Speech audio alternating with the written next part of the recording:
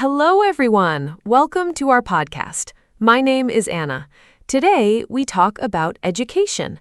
Education is very important in our life. We go to school when we are children. We learn many things there. We learn to read, write, and count. We also learn about the world. I think school is a great place. We meet friends there, we play and study together. Teachers help us every day. I liked school very much when I was a child. Did you like school? Today, my friend Mark is here with me. Hi, Mark. Let's talk about education together. Hi, Anna. Hello, everyone. Thank you for having me. Yes, I liked school too. School is a very special place. We spend many years there.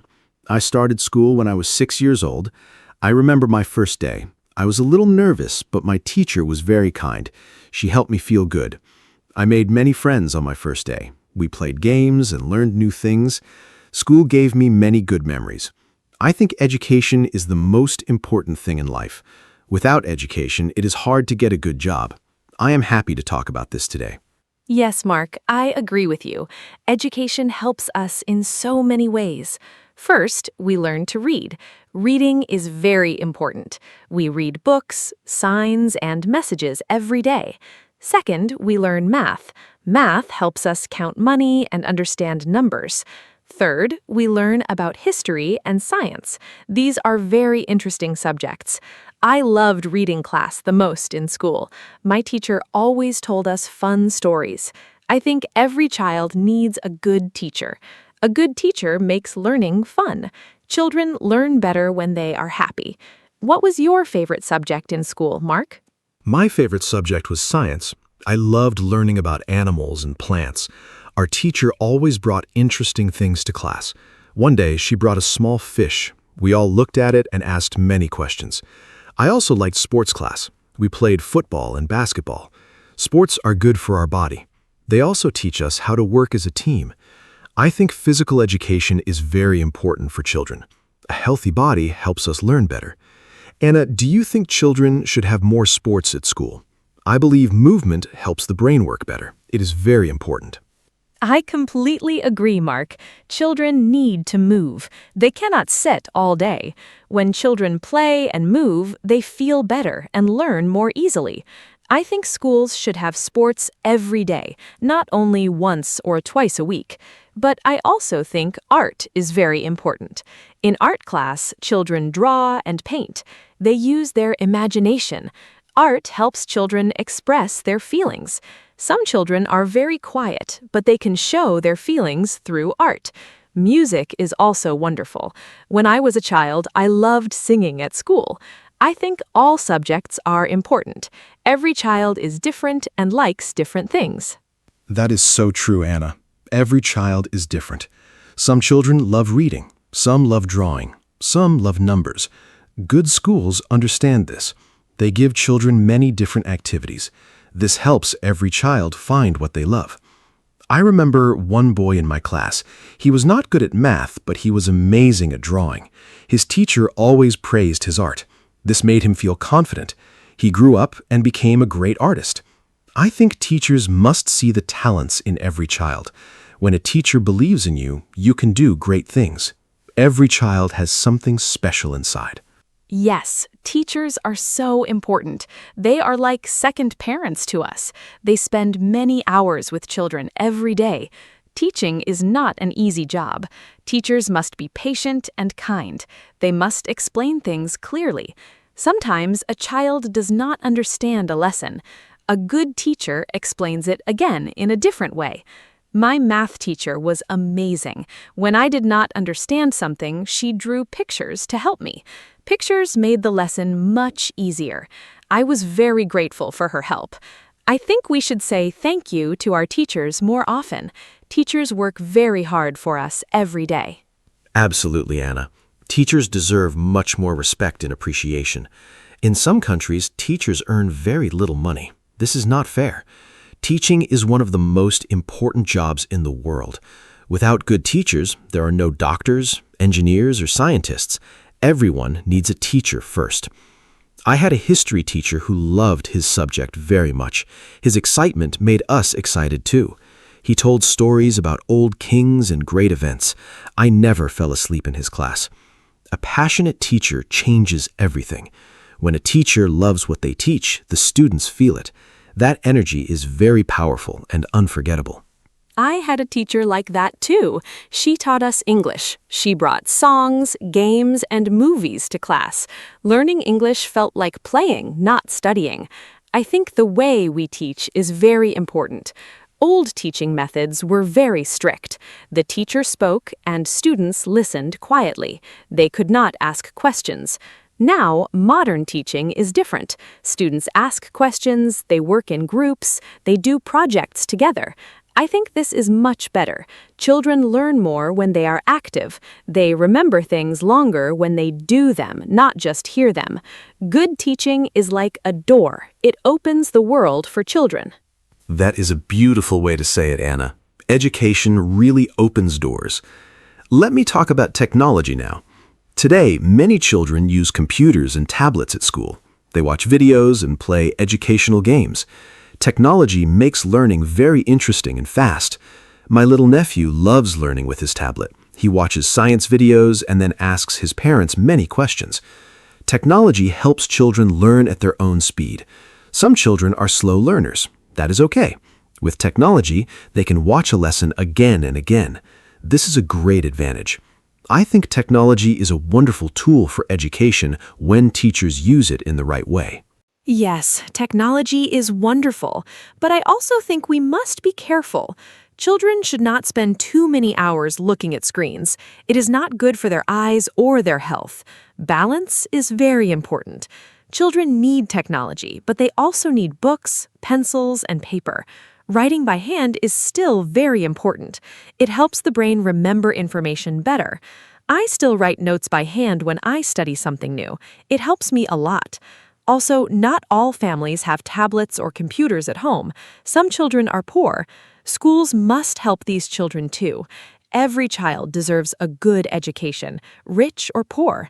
That is a basic right. You are absolutely right. Education is a human right. Every child in the world should go to school. Sadly, this is not always the case. In some poor countries, many children do not go to school. Some children work instead of studying. They help their families earn money. This is a big problem. Without education, these children have fewer opportunities in the future. Many organizations around the world work to help these children. They build schools and give free books. I think this is very important work. We must support education everywhere. A better educated world is a better and more peaceful world for all of us. That is so sad, but true. Education changes lives. I read a story about a girl in Africa. She walked 5 kilometers every day to go to school. She was very determined.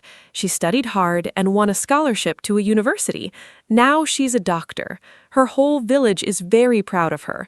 Stories like this show the true power of education. When we have the chance to study, we must use it. We must not waste it.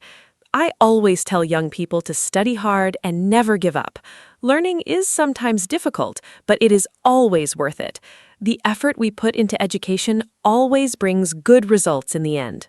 What an inspiring story. I love hearing things like that. It reminds us how lucky we are. Many of us have schools near our homes. We have books, teachers, and computers. We should not take this for granted. Every morning we go to school, we have a great opportunity. I also want to mention learning languages. Learning a second language is very valuable today. English is spoken all over the world. If you speak English, you can talk to millions of people. You can find better jobs. You can travel more easily. I started learning English at age 8. It was difficult at first, but I kept trying. Now, look at me. I host a podcast in English. Yes, you do, and you do it very well. Learning languages is fantastic. When you learn a new language, you also learn about a new culture. You understand people from other countries better. This is very important in today's world. The world is becoming smaller because of the internet and travel. We meet people from many different countries. Speaking their language is a great sign of respect. Even a few words in someone's language can make them smile. I always try to learn a few words when I visit a new country. People appreciate it so much. Language learning also keeps our brain healthy and active. It is like exercise for the mind.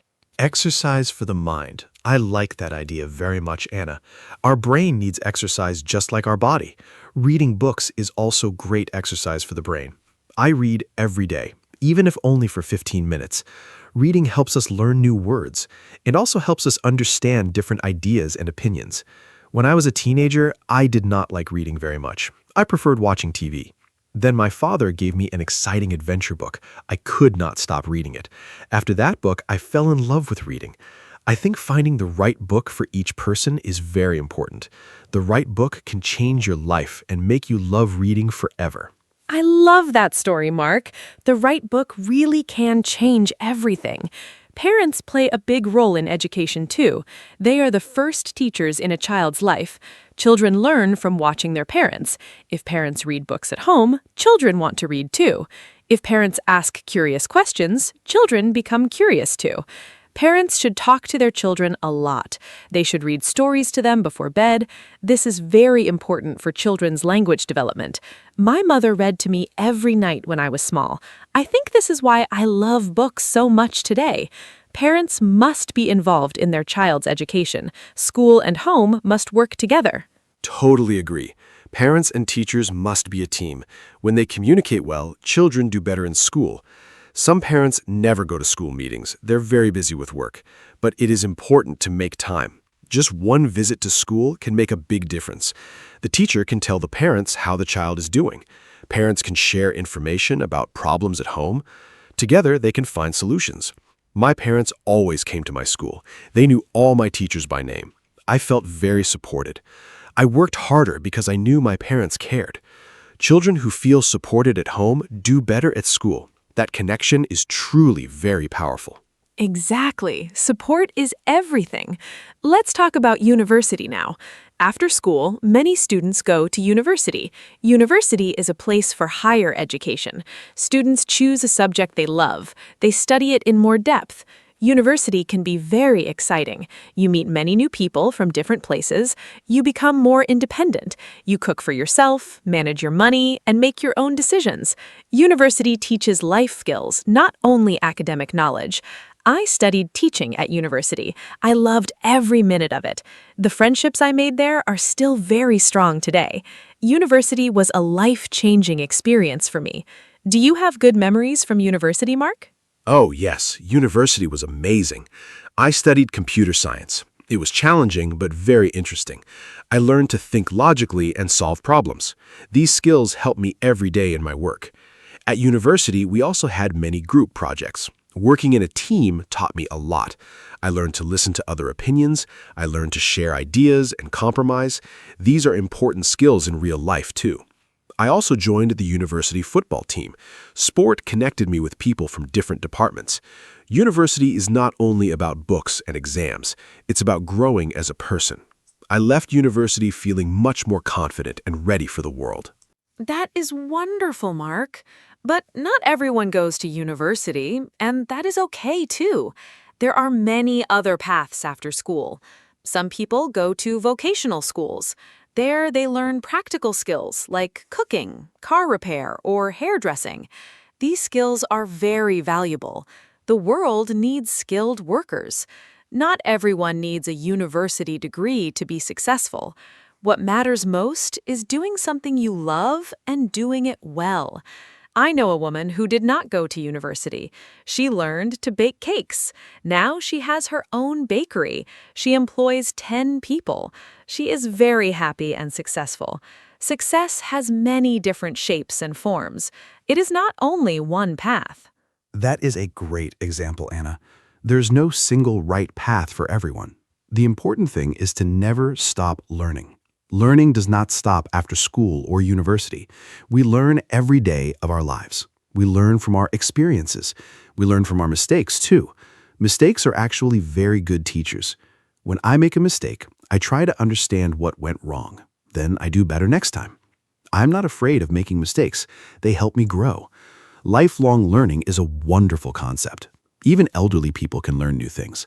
My grandmother is 78 years old. She just started learning how to use a smartphone. She is so excited about it every single day.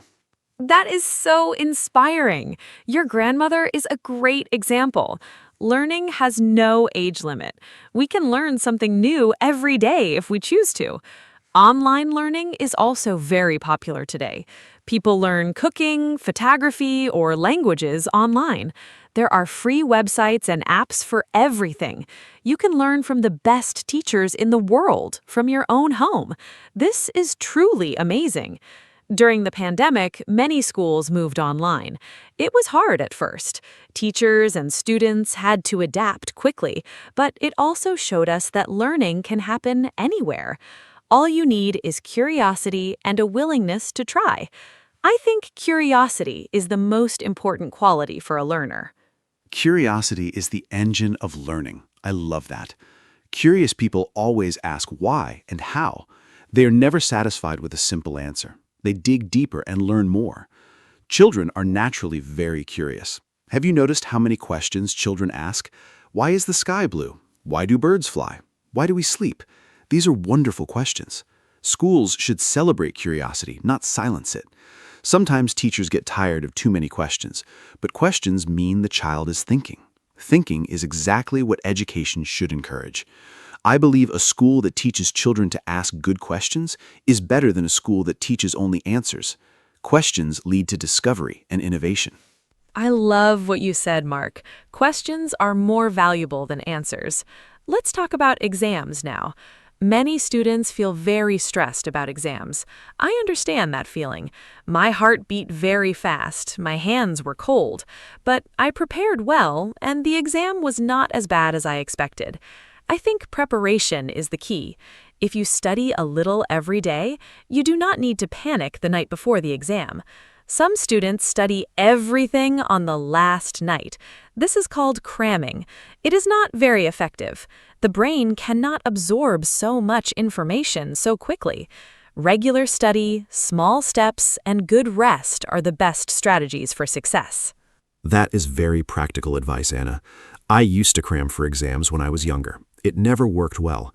I would forget everything after the exam. Now I study in small parts every day. It is much better for long-term memory. Sleep is also very important before an exam. When you sleep, your brain organizes all the information you learned. A good night of sleep is sometimes better than an extra hour of studying. Eating well is important too. A healthy breakfast gives your brain energy to think clearly. I always eat a good breakfast on exam day. Water is important as well. When you are well hydrated, your brain works much more efficiently and clearly. Great tips, Mark. I want to ask you something. Do you think exams are a good way to test students? Some experts say exams cause too much stress. They say students should be tested in other ways, for example, through projects, presentations, or portfolios. A portfolio shows all the work a student did during the year. I think this is a more complete picture of a student's ability. An exam is only one day. A student might be sick or very nervous. One bad exam does not mean they are a bad student. I think we need a mix of both. Exams and projects together give a better and fairer picture of what a student truly knows and can do. I think that's a very balanced view. Yes, exams test knowledge quickly, but they do not show creativity or teamwork. Projects show different skills. A student who is nervous in exams might be brilliant in a group project. Every student has different strengths. The education system should recognize this. Finland is famous for its education system. Finnish schools have very few exams. They focus on curiosity, play, and real-life skills. Finnish students are very happy and perform very well internationally. This shows that less exam pressure does not mean lower quality. In fact, it often means better outcomes. Maybe other countries can learn important lessons from the Finnish education model. Finland is a wonderful example. I read about their education system. Teachers there are very highly respected. Only the best graduates become teachers. Teaching is one of the most desired jobs in Finland. In some other countries, teaching is not seen as a prestigious job. This needs to change. If we want better education, we need to attract talented people to teaching. We need to pay teachers well and respect their work. Teachers shape the future of a country. They raise the next generation of doctors, leaders, and scientists. If we invest in teachers, we invest in our future. Governments must understand this and put more money into education systems everywhere in the world. Investing in education is investing in the future. I completely agree. Let me talk about private schools and public schools. Some parents send their children to private schools. Private schools often have smaller classes and more resources, but they cost a lot of money. Not all families can afford them. Public schools are free for everyone. They are funded by the government. The quality of public schools varies a lot between countries. Some public schools are excellent. Others do not have enough teachers or books. I believe every child deserves a quality education, regardless of their family's income. Governments must make sure all public schools have good funding, good teachers, and good materials. That is very important, Mark. Equal opportunities in education are fundamental. Now, let's think about the future. How will education look in 50 years? I think there will be more personalized learning. Technology will help teachers understand each student's needs. Every student will have a learning plan made just for them.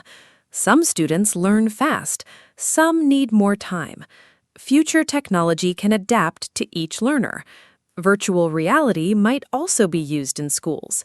Imagine learning about ancient Rome by actually walking through it in virtual reality.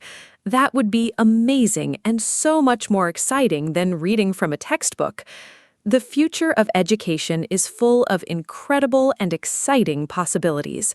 I am curious to see what comes next. Virtual reality in schools sounds incredible. I think artificial intelligence will also change education a lot. AI can already help students with homework and explain difficult concepts.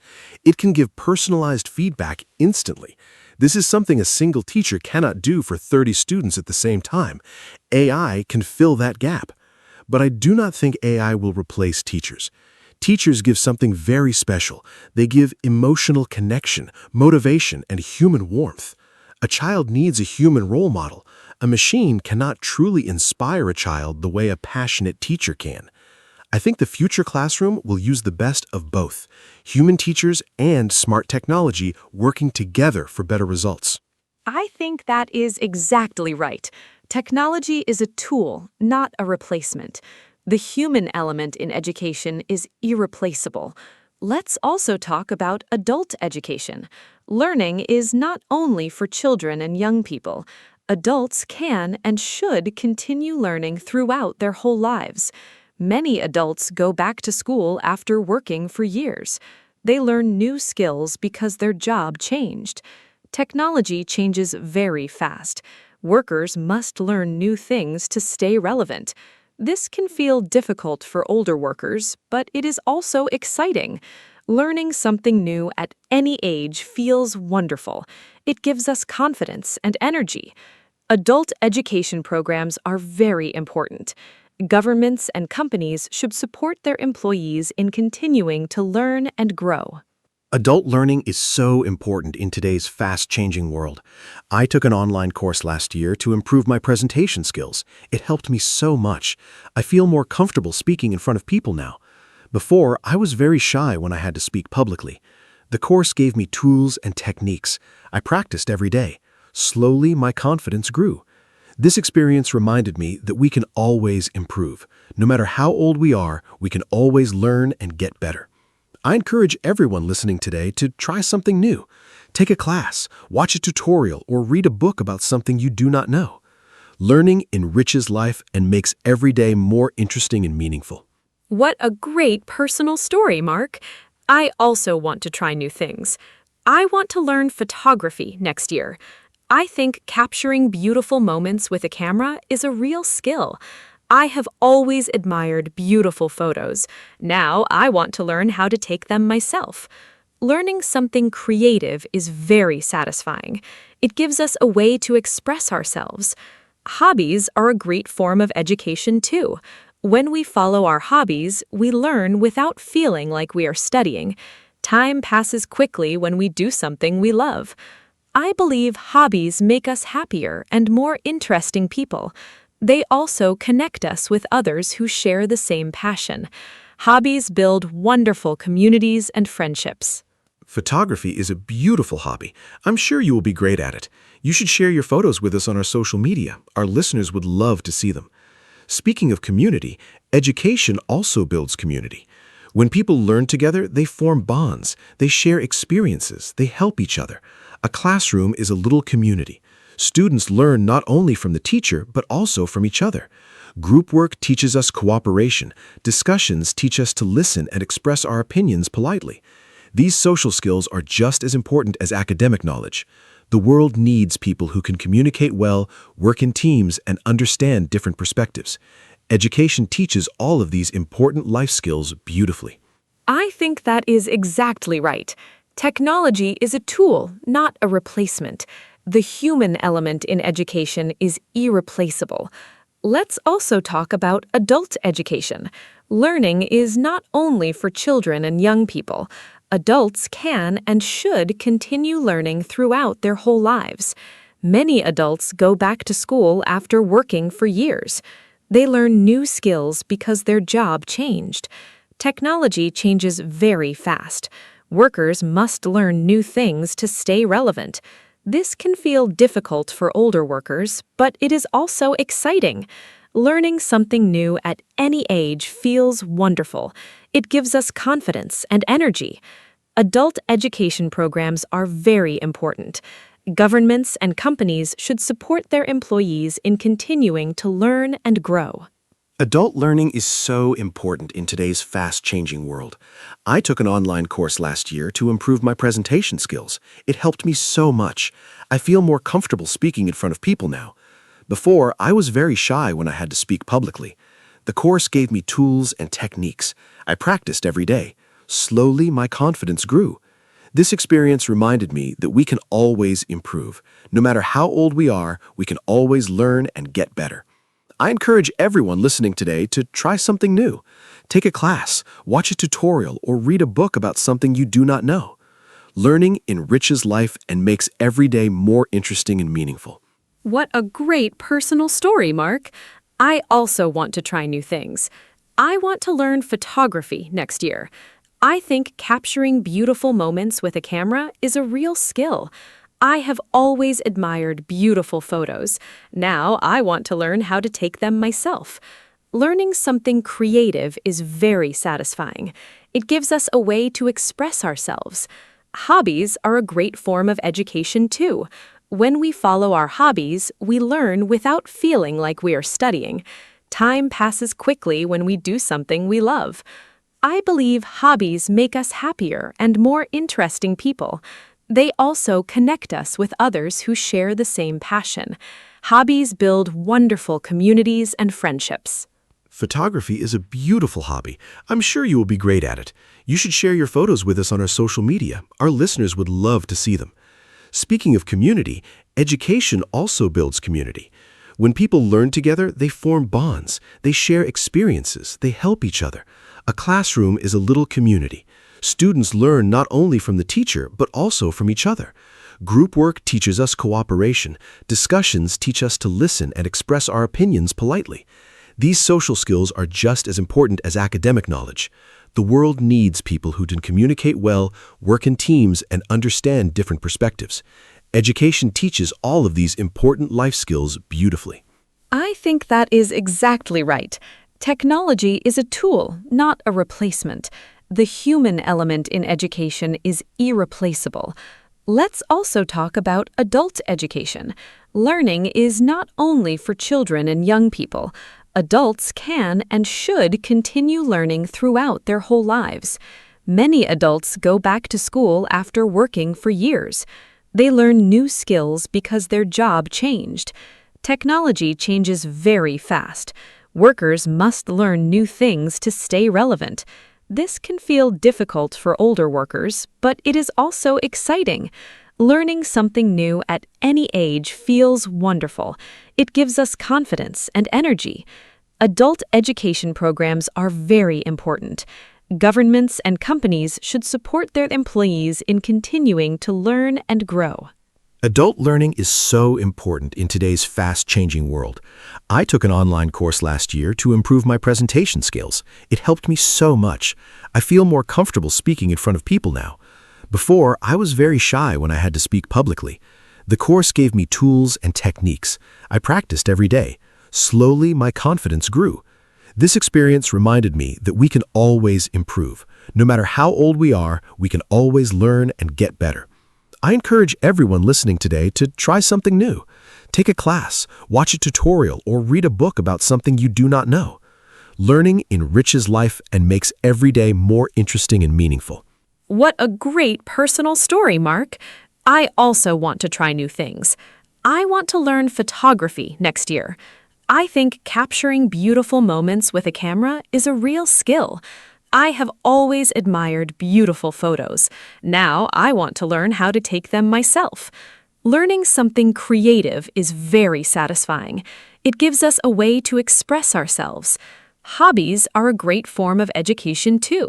When we follow our hobbies, we learn without feeling like we are studying. Time passes quickly when we do something we love. I believe hobbies make us happier and more interesting people. They also connect us with others who share the same passion. Hobbies build wonderful communities and friendships. Photography is a beautiful hobby. I'm sure you will be great at it. You should share your photos with us on our social media. Our listeners would love to see them. Speaking of community, education also builds community. When people learn together, they form bonds. They share experiences. They help each other. A classroom is a little community. Students learn not only from the teacher, but also from each other. Group work teaches us cooperation. Discussions teach us to listen and express our opinions politely. Before we finish today, I want to share one final thought. Education taught me something very important. It taught me how to think. Not just what to think, but how to think. Critical thinking means we do not believe everything we hear. We ask questions. We look for evidence. We consider different opinions. In today's world, we see a lot of false information online. Critical thinking helps us identify what is true and what is not. This is one of the most valuable skills education can give us. I am very grateful for everything my education gave me. It truly shaped who I am. That is the perfect note to end on, Anna. Critical thinking is the most important gift of education. We live in a world full of information. We need the skills to navigate it wisely and carefully. Today, we talked about so many aspects of education. We talked about school, teachers, parents, technology, universities, and lifelong learning. Education is truly a lifelong journey. It starts when we are babies, and it never really ends. Every day, we have the chance to learn something new and wonderful. Thank you so much for this great conversation, Anna. And thank you to all our listeners for joining us today. Keep learning, keep growing, and never stop being curious. See you in the next episode. Hello, everyone. Welcome to our podcast. My name is Anna. Today, I am here with my friend, Mark. We talk about easy topics in English. This podcast is for people who are learning English. We speak slowly and use simple words. Today's topic is very interesting. We talk about wasting time. What does that mean? When you do something but it is not useful or important, you are wasting time. I think everyone does this sometimes. I do it too. So Mark, are you ready to start? Hi, Anna. Hi, everyone. Yes, I am very ready. Thank you for the nice introduction. I am Mark. I am happy to be here today. This topic is fun because everyone can understand it. We all waste time sometimes. It is a normal part of life. Some people waste a lot of time, some people waste a little time, but nobody is perfect. I think we can learn a lot from talking about this. So, Anna, let's begin. This will be a great conversation. I'm excited. So, Mark, what does wasting time mean to you? Can you explain it in simple words? For me, wasting time means doing something that has no result. For example, I sit and look at my phone for 1 hour. After that, I do not feel good. I did not learn anything. I did not do any work. I just looked at videos and pictures. That is wasting time for me. Sometimes I feel a little sad after doing that, but I still do it. I think it is very easy to waste time. What do you think? That is a great example, Anna. I agree with you. For me, wasting time means spending time on things that are not important right now. For example, I sometimes watch TV for 3 or 4 hours. I am not tired. I do not need rest. I just sit and watch. After that, I remember my homework or my work, and I feel worried. I think, oh no, I need to do that. It's a bad feeling. But in the moment, watching TV feels easy and nice, so it is hard to stop. I think that is why people waste time. Mark, do you think wasting time is always bad? I sometimes think a little rest is not bad. For example, when I am very tired, I sit and do nothing for 30 minutes. Is that wasting time? I'm not sure. Maybe sometimes we need to rest. We need to stop doing work. Our brain needs a break. So maybe sometimes doing nothing is okay. But if I rest for 4 hours and I am not tired, that is different. That is a problem. What do you think? Is all wasting time bad? That is a really good question, Anna. I think it depends. If you are tired and you rest, that is not wasting time. That is important for your body and your mind. But if you are not tired and you still do nothing, that is different. You feel bored. You feel empty. That is wasting time. I also think it depends on the person. Some people need more rest. Some people need less. So I don't think all wasting time is bad, but too much is a problem. We need a balance. What are the most common ways people waste time? I have a few ideas. First, social media. I spend so much time on social media every day. I look at pictures, I read short messages, I watch short videos. Hours can pass very fast.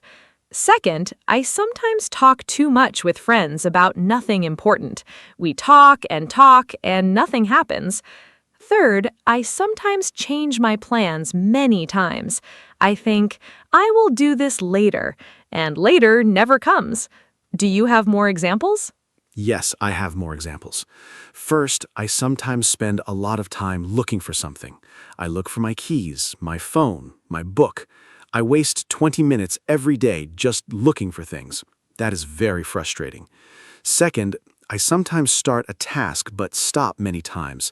I go to the kitchen, I check my phone, I look outside. This is called procrastination. It means you delay doing something. Third, I watch videos online. I want to watch one video, but then another video starts, and another. Suddenly, 2 hours are gone. It's a big problem. I think social media is a very big reason why people waste time. Do you use social media a lot? I use it every day. In the morning, I check my phone before I get up. I look at messages, I look at pictures. Sometimes 30 minutes pass before I even stand up from my bed. That is not good. I start my day already behind. I think this is very common now. Many people do this. Phones are everywhere. It is very easy to pick up your phone and start scrolling. Scrolling means looking through many things quickly. Yes, Anna, I do the same thing. In the morning, my phone is next to my bed. I hear a sound and I immediately pick it up. I check messages, news, and social media. Before I know it, it is late. I did not eat breakfast. I did not exercise. I did not prepare for work. The phone took all my morning time. I think phones are wonderful things. They help us with many things, but they can also steal our time. I use the word steal because we do not notice it happening. The time disappears quietly. Let's talk about procrastination. That word is a little difficult, but the meaning is simple. Procrastination means you delay doing something. You need to do a task, but you say, I will do it later. And later becomes tomorrow, and tomorrow becomes next week. Do you procrastinate, Mark?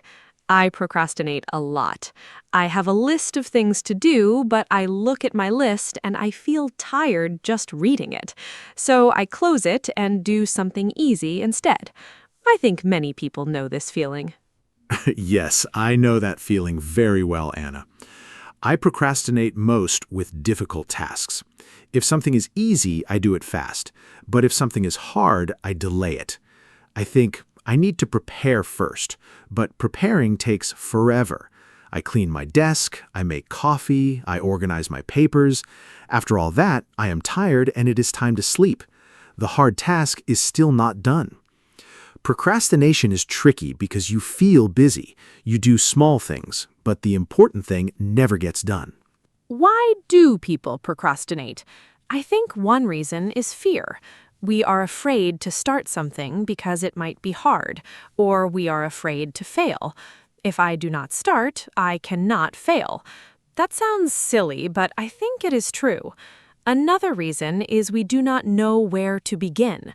A big task is scary. We look at it and it feels impossible, so we do nothing. Also, some people do not have energy.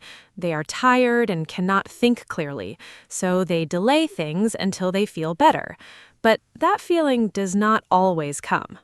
I agree. Fear is a big reason. Another reason is that our brains like easy things. Doing a difficult task requires a lot of thinking. Watching a video is easy. Our brain says, choose the easy thing, and we do. Also, I think some people do not see the result of their work right away. If you work hard today, you might see the result next week or next month. That feels far away, but a fun video gives you a good feeling right now, so we choose the video. It's about immediate and delayed satisfaction.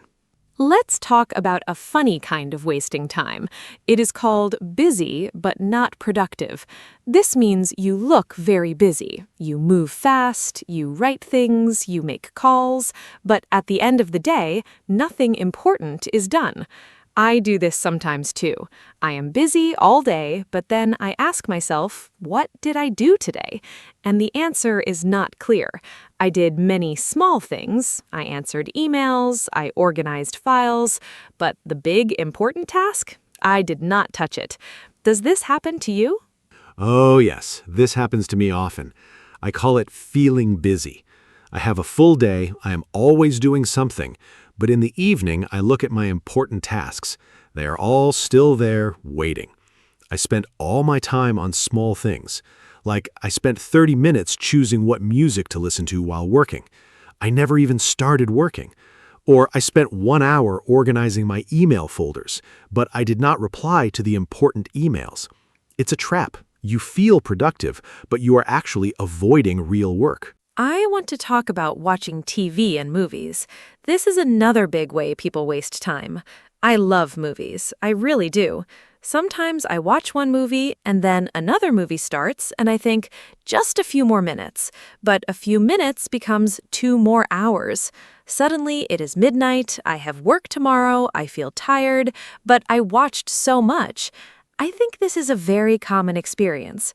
Streaming apps are very good at keeping us watching. They always show us the next episode automatically. It is very clever, but also dangerous for our time. Yes, streaming is a big problem for my free time too. I sit down on a Sunday afternoon to watch one episode of a show. The episode is 50 minutes. Then the next one starts automatically, and I do not press stop. 3 episodes later, it is evening. I had plans. I wanted to cook, clean, and call my friend. I did none of those things. The TV took my whole afternoon. And the funny thing is, I don't even remember the first episode clearly. I was half watching, half thinking about other things, so I did not even enjoy it fully. What about sleeping too much? Is that wasting time? I think sometimes people sleep too much when they feel bored or sad. Sleeping is healthy and important. Adults need around 7 or 8 hours of sleep, but if you sleep 10 or 12 hours because you do not want to do anything, that might be wasting time. I sometimes sleep too much on weekends. I wake up at noon, half the day is gone. I feel heavy and slow, but then I feel bad because the day is short now. Have you experienced sleeping too much? Yes, I sleep too much sometimes. Usually on weekends or holidays, I go to bed late, then I sleep until very late in the morning. I wake up and it is already afternoon. I feel confused. My body feels strange. This is sometimes called oversleeping. It does not feel good. I am slower for the rest of the day. Also, I think I sleep too much when I do not have a plan. If I know what I will do in the morning, I wake up more easily. But with no plan, I just stay in bed. A plan helps. Let's talk about shopping, especially online shopping. Do you waste time shopping? I do. I open a shopping website. I want to buy one thing, but I look at so many other things. I add things to my cart, I look at prices, I read reviews. 2 hours later, I bought nothing, or I bought something I do not need. Online shopping is very easy and very distracting. I sometimes go to buy shoes, and then I look at bags, clothes, and kitchen tools. None of these things were on my list. Have you done this? Yes, online shopping is a big time trap. I open a website to buy a book, I look at the book, then I see other people also bought this. I look at those things, then I see a sale, I check the sale items, then I get distracted by a different category. Before I know it, I spent 2 hours browsing and bought nothing. Sometimes I add many things to my cart and then delete everything because I feel guilty. All that time was wasted. I think online stores are designed to keep us there as long as possible. I think one reason we waste time is that we do not have a clear plan for our day. When I have a plan, I do more things. I know what to do first, second, third. But when I have no plan, I feel lost. I go from one thing to another. I start something, start something else. At the end of the day, nothing is finished. A plan does not need to be perfect or complicated. Even a simple list of 3 or 4 tasks is helpful. Do you make plans for your day? I try to make plans. Sometimes I am good at this. I write my tasks the night before. In the morning, I look at my list and I start. On those days, I feel very good. I finish my work and I have free time in the evening. But sometimes I do not make a plan. Those days are usually messy. I wake up and I do not know what to do first. I check my phone. I make coffee slowly. I think about what to do. Time passes. I get stressed. Planning is simple, but it makes a big difference. Let's talk about meetings. Do you think meetings waste time? I think some meetings are very important, but some meetings are long and unnecessary. I have been in meetings where we talk for 1 hour, but nothing is decided. We discuss the same point again and again. People repeat what others already said. At the end, we agree to have another meeting. I think this is a big problem in many offices and schools. A good meeting is short and has a clear goal. A bad meeting has no direction. What is your experience with meetings? I agree completely. I think many meetings are too long. Sometimes a simple email can replace a 1-hour meeting, but people prefer to meet and talk. I understand that face-to-face communication is important, but not every problem needs a meeting. I have attended meetings where I did not need to be there. My part was 5 minutes, but I stayed for the whole hour. That is 60 minutes of my life that I did not use well. The best meetings are short, clear, and end with a decision or action. I think everyone should learn how to have shorter meetings. Now let's talk about something positive. How can we stop wasting time? One thing I try to do is put my phone in another room when I am working. If my phone is next to me, I always want to check it. But if it is in the bedroom and I am in the kitchen working, I do not go to get it every 5 minutes. Out of sight, out of mind. This phrase means if you cannot see something, you think about it less. It really helps me focus. Another thing I do is set a timer. I work for 25 minutes without stopping. Then I rest for 5 minutes. Those are great tips, Anna. I do some of these too. Another thing that helps me is starting with the most difficult task first. In the morning, my energy is high. My brain works well, so I do the hard thing first. After that, everything else feels easy. If I do easy things first, I get tired. Then the hard task feels even harder. I also try to keep my workspace clean. A messy desk distracts me. I see things and I start thinking about them instead of working, so I clean my desk before I start. Small habits can help a lot. I want to talk about the concept of time blindness. This means some people do not feel time passing. They do not notice that an hour has passed. It feels like 10 minutes. I think I have this sometimes. I start reading and suddenly 2 hours are gone. I did not notice. I think people who have ADHD often experience this. ADHD is when it is hard to focus and control attention. But even without ADHD, many people do not notice time passing. This is why timers and alarms are very helpful. They tell you when time is up. That is very interesting, Anna. I think I have time blindness too sometimes, especially when I'm doing something I enjoy. Time flies. But when I do something boring, every minute feels long. This is normal. Our brain experiences time differently based on what we're doing. I think the problem comes when we are doing something fun but unproductive, like playing games or watching videos. Time flies and we do not notice. Then we feel shocked. It is already evening, but I just sat down. Having alarms or timers is a simple and helpful solution. Let me talk about something called decision fatigue. Every day, we make many, many decisions. What to eat, what to wear, what to do first. All these decisions take mental energy. After many decisions, our brain gets tired. Then we make bad decisions, or we make no decision and we just do nothing. I think this is one reason why people waste time in the afternoon or evening. They used all their energy on decisions during the day, so later they cannot think well. To fix this, some people make small decisions automatic, like eating the same breakfast every day. That is a really interesting idea, Anna.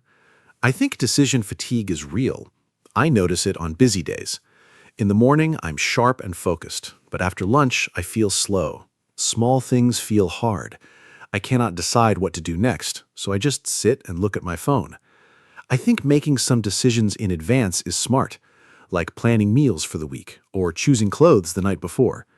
These small actions save mental energy. Then you can use that energy for important things later.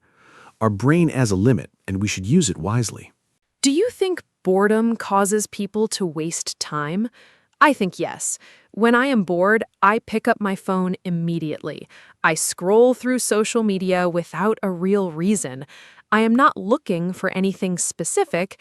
I just feel empty, and I want something to fill that feeling. Boredom is very uncomfortable. People do not like to feel bored, so they reach for easy entertainment.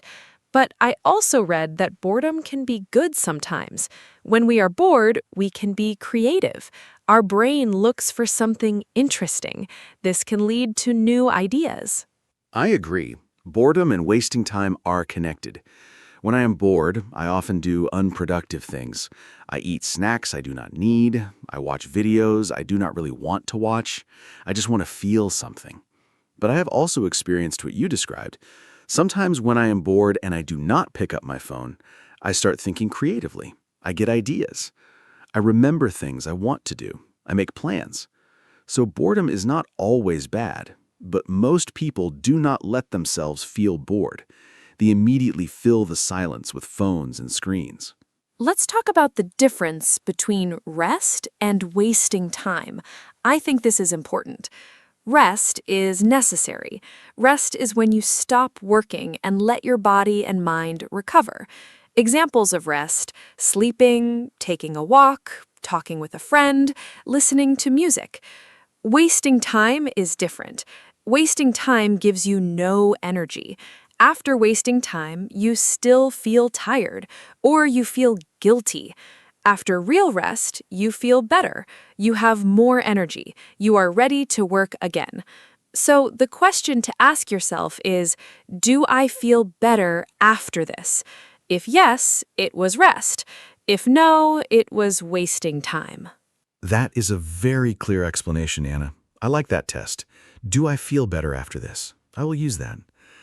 I think for me, a walk outside is always real rest. I come back with more energy and a clearer head, but watching videos for 2 hours, I feel worse. My eyes are tired, I feel slow and a little sad, and I have less time for things I care about. So the videos were wasting time. I also think the intention matters. If I decide to rest and I watch one movie, that is planned rest. But if I watch 4 movies and miss my plans, that is wasting time. What do you think about video games? Are they wasting time? I know many people love video games. Some people play for fun and relaxation. That is fine, I think. But some people play for 6, 8, 10 hours a day. They skip meals, they do not sleep enough, they ignore their friends and family. That seems like a problem, but I don't want to judge. I think the question is balance. Can you play games and still do your important tasks? If yes, great. If games are taking over your life, that is a problem. What do you think, Mark? I think video games are like any other activity. The amount of time is the key. I play games sometimes. I enjoy them. Games can be creative and fun. Some games teach problem solving and strategy. But like you said, when gaming takes too much time, it becomes a problem. I have friends who play until 3 or 4 in the morning. They are tired the next day. They miss work or school. They argue with family about this. That is not healthy. I think 2 hours of gaming is fine for most people. More than that can become too much depending on the person. I want to talk about something that I think is important: comparison and social media. When I scroll through social media, I see people's perfect lives, beautiful photos, nice holidays, success stories. I start comparing myself to them. Why am I not doing that? Why do I not have that? And I feel bad about my own life. This makes me want to scroll more, looking for something to feel better. But the feeling doesn't get better. It gets worse. So I am wasting time and feeling bad. It's a double problem. Do you compare yourself to others online? Yes, I do sometimes. It's very natural. We see what other people share, and we forget that people only share the best moments. Nobody posts a picture when they feel sad or lazy. Nobody shows their failures online. So social media gives us a false picture of life. Everyone looks successful and happy, and we compare our real life to their highlights. That's not fair to ourselves. I think it is good to take breaks from social media. Sometimes I delete the apps for 1 week. I feel much better. I have more time, and I stop comparing myself to others. Let's talk about the morning. How you start your day can decide how you use your time. Some people wake up and immediately look at their phone. This can cause stress right away. You read bad news, you see emails, you start worrying before you even get up. This is not a good way to start the day. Other people wake up and do something calm first. Drink water, stretch, walk outside, eat breakfast slowly. This helps the brain start well. I am trying to not look at my phone for the first 30 minutes after waking up. It is difficult, but helpful. I think the morning is very important. I used to check my phone immediately. My first thought of the day was someone else's message or some news story. It put me in a reactive mood. I was responding to others before I even thought about my own day. Now I try to have a morning routine without my phone. I drink water, I do some light exercise, I eat breakfast. I look at my plan for the day. After that, I check my phone. This small change helped me a lot. I feel more in control of my day. I waste less time because I start with intention. What do successful people say about time? I have read some things about this. Many successful people protect their time very carefully. They say no to things that are not important. They do not go to every meeting. They do not answer every email immediately. They choose what to spend time on. I think saying no is a very important skill. Many people feel bad saying no. They say yes to everything, and then they have no time for their own goals. Learning to say no politely is a big part of managing your time well. I am still learning this. Yes, saying no is very hard. I find it difficult too. I want to be helpful to everyone, so when someone asks me for something, I usually say yes. But then I have too many things to do, and I do not do any of them well. I rush, I make mistakes, I feel stressed. I have heard that saying no is a form of respect for yourself and for the other person. If you say yes but cannot do it well, that is also bad. It is better to say no clearly than to say yes and disappoint someone. I am practicing this. Let's talk about clutter. Physical clutter, like a messy room or desk. Does a messy environment make you waste time? I think yes. When my room is messy, I cannot focus. I look at the mess and I feel overwhelmed. I cannot start working. I think I should clean first. But then cleaning takes 1 hour, and after cleaning, I am tired, and my work is still not done. Also, I waste time looking for things in a messy space. Where is my charger? Where is my notebook? These small searches add up. A clean space helps me work faster and better. I completely agree. A clean space is very important for me too. When my desk is clean, I feel clear. My brain is calm. I can focus. But when there are papers and cups and other things everywhere, my brain feels the same way, messy. I read that our environment affects our mood and concentration. This makes sense to me. I now spend 10 minutes every evening cleaning my desk. It takes very little time, but the next morning I start in a good place. This small habit saves me time and energy every day. The environment around us matters. Let's talk about how smartphones changed our relationship with time. Before smartphones, people had to wait in lines or on trains with nothing to do. They looked out the window, they thought, they talked to strangers, they were bored. Now, everyone has a phone. The moment there's a free second, we look at our phones. We never need to be bored or empty. But I wonder if we are missing something. Time to think, time to be creative, time to notice the world around us. Our phones filled all our empty time. Maybe some empty time was good for us. That is a beautiful and interesting thought, Anna. I agree. We are never truly bored now. And I think this is actually a problem. Ideas often come when we are resting or doing nothing.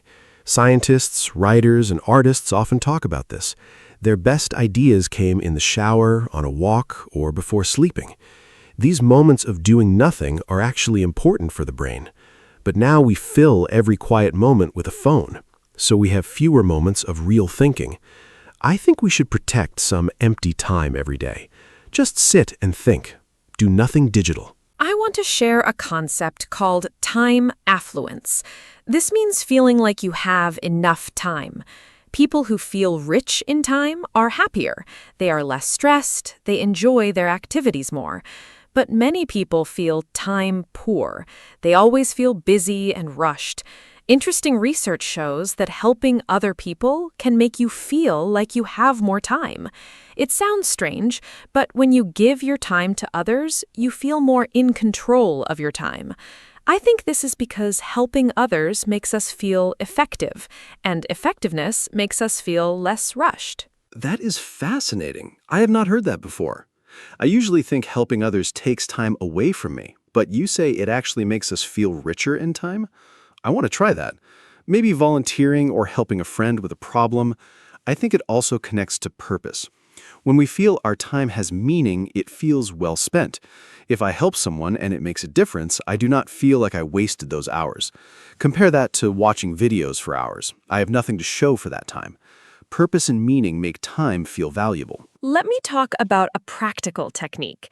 It is called the 2-minute rule. The idea is simple. If a task takes less than 2 minutes, do it immediately. Do not put it on your to-do list, just do it now.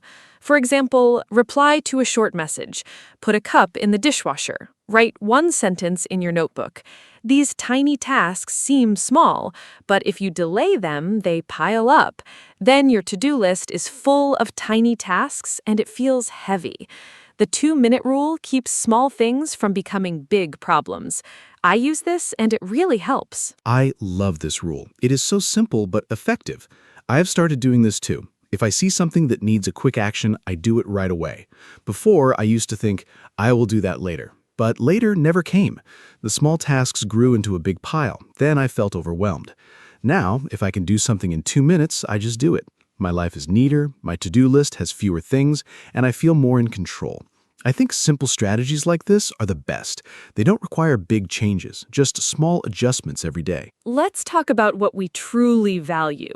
I think we waste time on things we don't really care about, but we say we are too busy for things we love. This is a contradiction.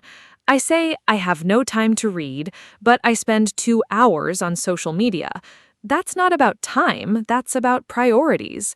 If I really want to read, I can replace 30 minutes of social media with reading. The time is there, I just choose to use it differently. So maybe the question isn't not, do I have time, but what do I choose to spend my time on? That is a very important point, Anna. I think this is the heart of the topic. We all have the same 24 hours, but we choose how to use them. When I say I don't have time, I'm really saying that's not my priority. That's honest, but maybe a little uncomfortable, because it makes me responsible. I can't blame my schedule. I make the choices. So if I want to exercise, I need to choose exercise over something else. This thinking is empowering, but also challenging. It puts control back in our hands, and that's a good thing. Let's talk about the weekend. For many people, the weekend is for rest, but sometimes the weekend passes and we feel like we did nothing. Sunday evening comes and we think, what happened to Saturday and Sunday?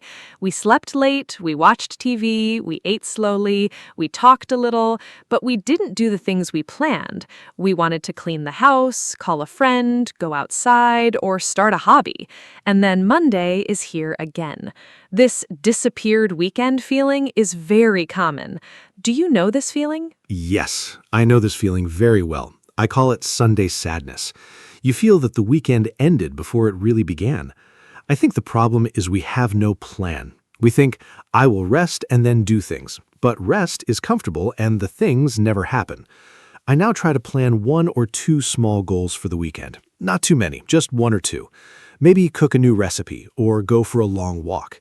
Having one goal makes the weekend feel meaningful. And I still rest, but the weekend doesn't disappear completely. It has some shape and purpose. I want to talk about guilt. When we waste time, we often feel guilty. We know we should be doing something else. And that guilty feeling is not nice. But here is something interesting. Feeling guilty does not help us stop wasting time. It actually makes things worse sometimes. When I feel guilty, I feel bad. And when I feel bad, I want to feel better. So I watch more videos or scroll more. The guilt creates more wasting. I think a better approach is to notice what happened without judgment. Okay, I wasted 2 hours. That is okay. What can I do now? That is very wise, Anna. I think self-compassion is important here. If you are always angry at yourself for wasting time, you create stress. Stress makes focus harder, and then you waste more time. It's a cycle. I try to be kind to myself when I waste time. I say, everyone does this, I can start fresh. This is much more helpful than I'm so lazy, I wasted the whole day. Negative self-talk does not motivate us. It just makes us feel bad. Kindness to yourself is not weakness. It is a strategy for doing better next time. Let's talk about the role of sleep in wasting time. When I do not sleep enough, I waste a lot of time the next day. I cannot focus, I move slowly, I make mistakes. I need to read things 3 times to understand. A task that takes 30 minutes when I'm rested takes 1 hour when I'm tired. So poor sleep actually creates wasted time. And then I feel bad in the evening and I stay up late. And then I am tired again the next day. It's a bad cycle. Good sleep is one of the best ways to protect your time. It sounds simple, but it is true. That is so true. Sleep is foundational. Everything depends on it. When I sleep well, I am fast, clear, and energetic. I finish things quickly. I have time left over. But after a bad night, I am slow and distracted. I drink too much coffee. I sit at my desk, but nothing gets done. I look at my phone more. I eat more sugar to feel energy. All of this is wasting time and also hurting my health. I now try to go to sleep at the same time every night. This consistency helps my body know when to rest. A good sleep schedule is a real time saver. Let me share a reflection. We talked about many ways people waste time. Social media, procrastination, screens, no plans, messy spaces, bad sleep, meetings. But I think the biggest reason is disconnection from our own values. When we know what we truly want in life, it is easier to say no to distractions. When I feel lost or empty, I waste more time. When I have a goal I care about, I waste less time. So maybe the deepest solution is not a time management trick. It's asking yourself, what do I really want? What matters to me? And then living in that direction. That is beautifully said, Anna. I agree deeply. Time management systems and apps can help. Timers and to-do lists can help. But without knowing your why, you will still get lost. You will still scroll and procrastinate. But if you have a clear reason to use your time well, everything changes. You wake up with intention. You make choices on purpose. You protect your time like something precious, because it is. Time is the one thing we cannot get back. Every minute spent is gone forever. So we should use it in ways that reflect what we truly love and value. We are getting close to the end of our podcast today. I want to say thank you to everyone who listened. I hope this conversation was helpful and easy to understand. We talked in simple English, I hope. We covered many topics about wasting time, from social media to procrastination, from sleep to values. I learned things from this conversation too. Talking with Mark always helps me think better. I hope you feel the same. Remember, you do not need to be perfect with your time. Small improvements are good enough. Even using your time a little better each day makes a big difference.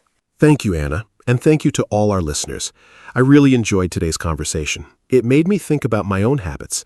I know I waste time too, but I also know I can do better. And hearing Anna's thoughts helped me understand new ideas. I hope you, our listeners, also found something useful. Maybe one tip that you can use starting today. Remember, time is precious. It's the same for everyone. Rich or poor, young or old, we all have 24 hours. How we use them is up to us. Thank you for spending some of your time with us today. See you next time. Hello, everyone. Welcome to our podcast. My name is Anna. Today, we have a very fun topic. We are going to talk about the gym. I think many people want to go to the gym, but they don't know where to start. I am not an expert, but I love going to the gym. I started not very long ago, and I learned many things.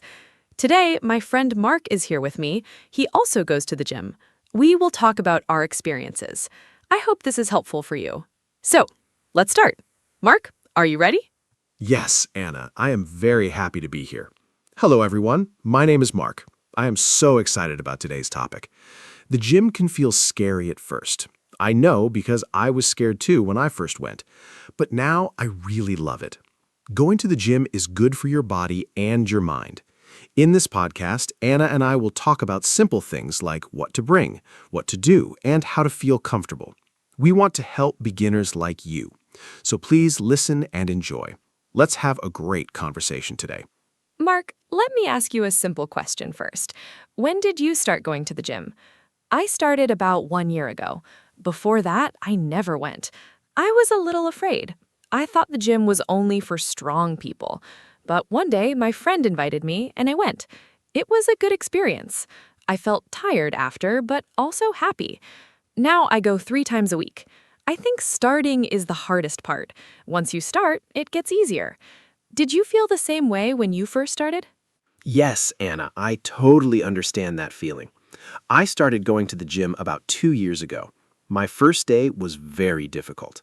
I did not know how to use the machines. I was also shy because there were many people. But after 2 or 3 visits, I started to feel more comfortable. I also asked a trainer for help. That was a very good idea. The trainer showed me the right way to do the exercises. I think beginners should always ask for help. It is not embarrassing. Everyone was a beginner at some point. The gym is a friendly place when you give it a chance. That is so true. I remember my first week. I did not know what to do either. I just walked on the treadmill for 20 minutes. That was my whole workout. I laughed about it later, but it was okay because I went. The important thing is to go. You don't need to do many exercises at first. Just move your body. I also watched some videos online before going. They helped me understand basic exercises. Mark, what did you do in your first week? Did you try many machines or did you start slow? I think everyone starts differently, and that is fine. Anna, I started very slow too. In my first week, I only did simple things. I walked on the treadmill and I used light weights. I did not try to do too much. I think beginners often make a mistake. They try to do everything on the first day. Then they feel very tired and sore and they don't want to go back. It is better to start small. Do a little each time, then slowly add more. Your body needs time to get used to the gym. I always tell my friends, go slowly, but go regularly. That is the best advice for a beginner. I love that advice, Mark. Go slowly, but go regularly. Yes. I also think it helps to have a plan. When I first started, I went to the gym, but I had no plan. I just walked around and looked at the machines. I did not know what to do. Then I asked for help from the gym staff. They gave me a simple beginner plan. It had 3 exercises for each visit. That was perfect for me. Having a plan made me feel more confident. I knew what to do when I came in. Mark, do you think beginners need a plan, or is it okay to just go without one? A plan is very helpful. I think beginners should have at least a simple plan. It does not need to be complicated. For example, warm up for 5 minutes, do 3 exercises, then cool down. That is enough at the start. Without a plan, you can feel confused and waste time. Also, a plan helps you see progress. You can write down what you do each day, then you can see that you are getting better. That feels really good. Many gyms offer free sessions with a trainer when you join. Beginners should use that opportunity. The trainer can make a simple plan just for you. Oh yes, free trainer sessions are so valuable. I used mine when I joined my gym. The trainer was very kind. She showed me 5 basic exercises. She also taught me how to breathe correctly during exercise. I did not know that breathing was so important. If you breathe wrong, you get tired faster. The trainer also showed me how to use the machines safely. Safety is very important in the gym. If you use the machines in the wrong way, you can hurt yourself. Mark, did your gym offer free trainer sessions too, or did you pay for help from a trainer? My gym also offered one free session with a trainer when I joined. I used it on my second visit. The trainer was great. He was patient and friendly. He explained everything clearly. He also told me not to lift heavy weights at the beginning. Many beginners try to lift very heavy weights to look strong, but that is dangerous. You can hurt your back or your shoulders. It is better to use light weights and do the exercise correctly. Form is more important than weight. After a few months, you can slowly increase the weight, but always focus on doing the exercise in the right way first. Form is so important. I learned that lesson too. One time I tried to use a heavier weight and my back hurt for 2 days. After that, I went back to lighter weights. I learned my lesson. Speaking of safety, I think it is also important to warm up before exercise. A warm-up prepares your body. It helps your muscles get ready. A simple warm-up can be 5 minutes of walking or light stretching. Do you always warm up before your workout, Mark? I try to, but sometimes when I am in a hurry, I skip it. And I usually feel it later. My muscles are more sore when I skip the warm-up. Yes, Anna, warming up is very important, and I always try to do it. When I skip the warm-up, I can feel the difference. My muscles feel tight and uncomfortable. A good warm-up gets your heart beating faster and your blood moving. It also helps prevent injury. I usually walk on the treadmill for 5 minutes, then do some light stretching. That takes about 10 minutes total. It is not long, but it makes a big difference. I also do a cool down at the end of my workout. That is also important. Cooling down helps your heart rate go back to normal slowly and reduces soreness the next day. Yes, the cool down is something I also do now. I stretch for about 5 to 10 minutes at the end of my workout. It feels really good after all that exercise. My body relaxes and I feel calm. Mark, let's talk about gym clothes now. I think many beginners wonder what to wear. When I first went, I just wore regular clothes, but I quickly learned that gym clothes are much more comfortable. I bought some good sports shoes and leggings. It made a big difference. I felt more comfortable moving and doing exercises. What do you think beginners should wear to the gym? Good question, Anna. Gym clothes are really important. You don't need to buy expensive clothes, but you need comfortable ones. The most important thing is your shoes. Get good sports shoes. They support your feet when you run or jump. Your feet and knees will thank you. Also, wear comfortable clothes that let you move freely. Avoid jeans or tight clothes. For men, a simple t-shirt and shorts are perfect. For women, leggings and a sports top work great. You can also bring a light jacket if the gym is cold. Some gyms have strong air conditioning. Dress in layers so you can remove clothes if you get hot. That is great advice about layers. My gym is sometimes very cold, and I always bring a hoodie. Mark, what about things to bring to the gym? I have a small gym bag. Inside, I always have a water bottle, a small towel, my earphones, and my gym shoes. I think water is the most important thing to bring. You need to drink water during your workout. It keeps you hydrated. I drink water between every exercise. Some people forget to drink water and then feel dizzy. That is not good. What do you always bring to the gym? Do you have a routine for packing your gym bag? Anna, I have a very similar list. I always bring water, a towel, and my earphones. I also bring a protein bar for after the workout. My body needs food after exercise to recover.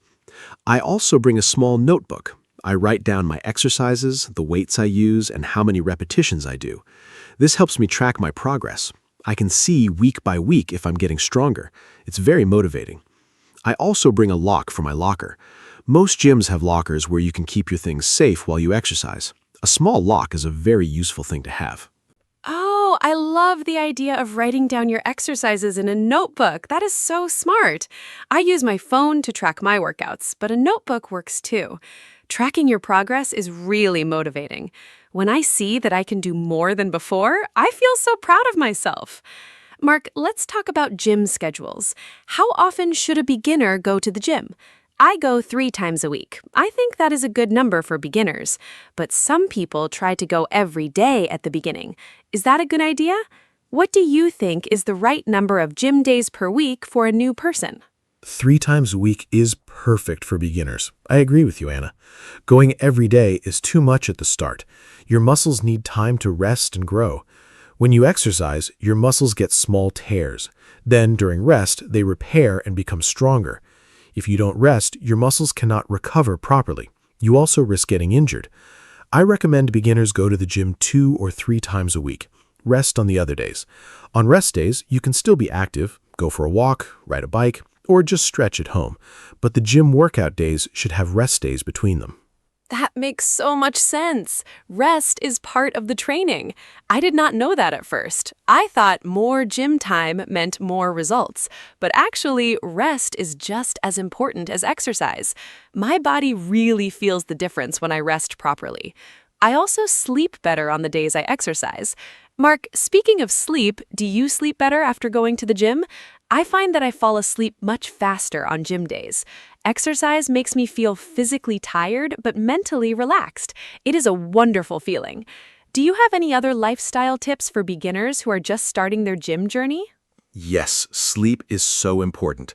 I also sleep much better on gym days. Exercise and good sleep go together very well. For lifestyle tips, drink a lot of water every day, not just at the gym. Eat healthy food. You don't need a very strict diet, but try to eat vegetables, fruits, and protein. Protein helps your muscles recover. Chicken, eggs, and beans are good sources of protein. Also, try to reduce junk food and sugary drinks. Small changes in your diet make a big difference over time. And remember, the gym is just one part of a healthy lifestyle. Sleep, food, and rest all matter too. Food is such an important topic. I changed my eating habits a little when I started going to the gym. I now eat more protein and fewer sweets. I also drink more water. I used to drink only 1 glass of water a day. Now I drink about 8 glasses. My skin looks better and I have more energy. Mark, let's talk about motivation. Some days I really don't want to go to the gym. I feel lazy or tired. I think many beginners feel this way. How do you stay motivated? What do you do on days when you don't feel like exercising? This is something many people struggle with. Motivation is a big challenge for everyone, even for experienced gym goers. On days when I don't want to go, I remind myself how good I feel after the workout. During the workout, I might feel tired, but after, I always feel happy and proud. I also have a gym friend. We go together twice a week. Having a gym buddy is a great motivation. You don't want to let your friend down. Another tip, put your gym clothes on. Once I am dressed in my workout clothes, I almost always go. It sounds silly, but it really works. Also, set small goals. When you reach a goal, celebrate it. A gym buddy is a wonderful idea. I also have a friend who goes with me sometimes. It is much more fun to exercise with someone. We talk between sets and encourage each other. The time goes faster, too. Mark, what about music? I cannot go to the gym without my earphones. Music makes everything better. I make a special playlist for the gym. Fast, energetic songs help me push harder. I think music really affects how hard you exercise. When a good song plays, I feel like I can do more. Do you listen to music at the gym, or do you prefer silence or podcasts? What kind of music do you like when you exercise? Music is essential for me at the gym. I cannot imagine working out without it.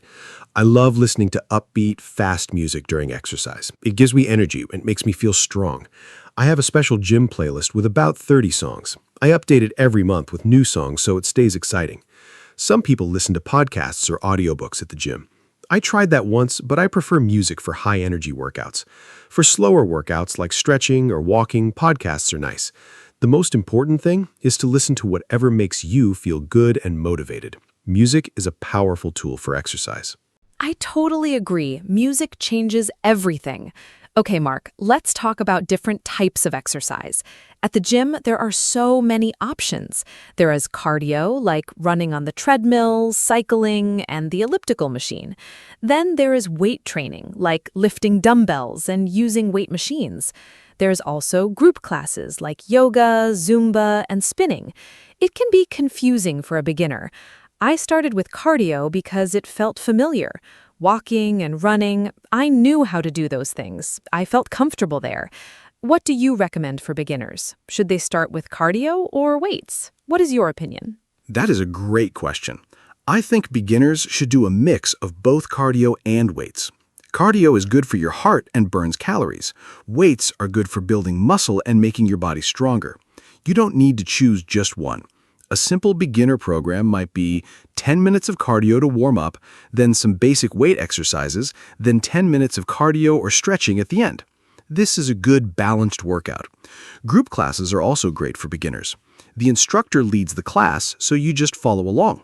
Classes like yoga or beginner aerobics are perfect for people who don't know what to do on their own. Group classes changed everything for me. I joined a beginner yoga class at my gym, and I loved it. The instructor was very patient and explained every pose. I met other beginners there too. We all felt the same way, a little lost, but happy to learn. After a few classes, I felt much more confident in the gym overall. I also tried a Zumba class. It was like dancing. So much fun. I did not even feel like I was exercising. I was just dancing and laughing. I think group classes are a wonderful option for people who feel shy or confused about the gym. They make exercise feel social and fun. Zumba sounds like so much fun. I have not tried it yet, but maybe I should. I did try a spinning class once. Spinning is cycling on a stationary bike, but in a group with loud music. It was very intense. I was exhausted after, but I felt amazing. The energy in the room was incredible. Everyone was pushing together. I think group classes create a special atmosphere that is hard to find when you exercise alone. Anna, do you go to group classes every week, or do you also do your own individual workouts? I think a combination is the best approach for most people, especially beginners. I do both. I go to a yoga class once a week, and then I do my own workout 2 more times a week. I think that is a nice balance. The class gives me structure and social energy, and my individual workouts let me focus on my own goals. Mark, let's talk about gym equipment. There are so many machines in the gym. It can look very scary to a beginner. I remember walking in and seeing all the big machines and thinking, I have no idea what to do. Which machines do you think are the best for beginners? Are there any machines that beginners should avoid at first? Yes, the gym can look very overwhelming at first. There are so many machines and weights. For beginners, I recommend starting with the simpler machines. The treadmill and stationary bike are great starting points. Everyone knows how to walk and cycle. The cable machine and the leg press machine are also good for beginners because they guide your movement. Free weights like dumbbells are great too, but start very light. Machines are generally safer than free weights for beginners because they control your movement. Avoid very complicated machines at first, or any machine you do not understand. Always ask a gym staff member to explain a machine before you use it. Safety first. Yes, safety first always. I still ask questions when I see a new machine. There is no shame in asking. The gym staff are there to help. Mark, I want to talk about something that many beginners worry about, feeling embarrassed at the gym. I know I felt very self-conscious when I first started. I thought everyone was looking at me and judging me. But was that true? No. People at the gym are focused on their own workouts. They are not watching you. Have you ever felt self-conscious at the gym? How did you deal with those feelings? I think this is something many beginners need to hear. Oh, absolutely. I felt very self-conscious my first few times at the gym. I was afraid of doing exercises wrong in front of people. I was also afraid of using too little weight. But here's what I learned. Nobody cares. Everyone at the gym is thinking about their own workout. They are not looking at you. And even if someone sees you make a mistake, they understand. Everyone was a beginner once. After a few visits, I stopped worrying about what others thought. I just focused on myself and my progress. That mindset change made everything easier. Go to the gym for yourself, not for anyone else. Your only competition is your past self. I love that. Your only competition is your past self. That is so motivating. It is so true. I only compare myself to who I was last month, not to other people. Everyone is on a different journey. Mark, let's talk about progress. How long does it take to see results at the gym? I think many beginners expect to see changes very quickly, but the reality is that progress takes time. I started noticing small changes after about 1 month. My clothes felt a little different, I had more energy, but big changes took longer, maybe 3 months. What was your experience? When did you first notice real progress? Progress is a slow and steady process. I started noticing small changes after about 6 weeks. My arms felt slightly stronger and I had more energy during the day. But visible changes in my body took about 3 months of consistent gym visits. I think beginners need to be patient. Social media shows people with amazing bodies and it looks like they got there quickly, but that is not real. Real, healthy progress takes many months. The key word is consistent. Go regularly, eat well, sleep well, and be patient. The results will come. Also, remember that feeling stronger and having more energy are results too, even before you see big physical changes. Consistency is the key. I could not agree more. Going regularly, even when you don't feel like it, that is what makes the difference. Mark, what about gym etiquette? There are some unwritten rules at the gym.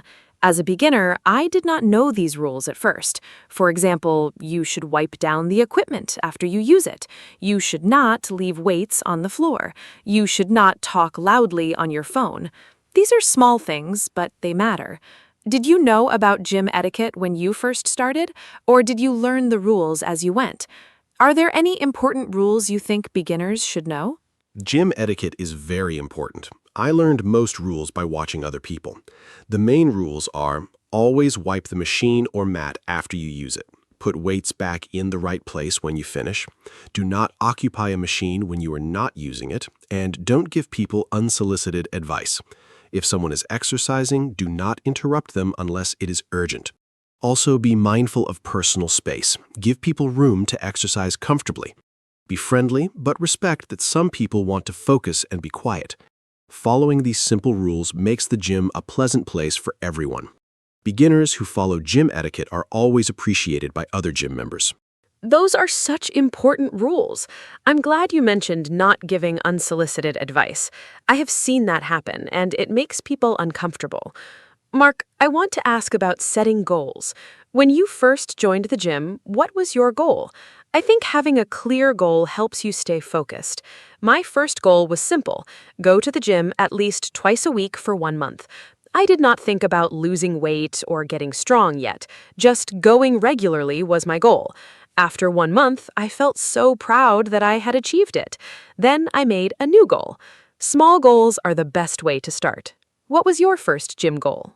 My first goal was also very simple. I wanted to go to the gym 8 times in 1 month. That's twice a week. I wrote it on a piece of paper and put it on my refrigerator. Every time I went to the gym, I put a check mark. Seeing those check marks was very motivating.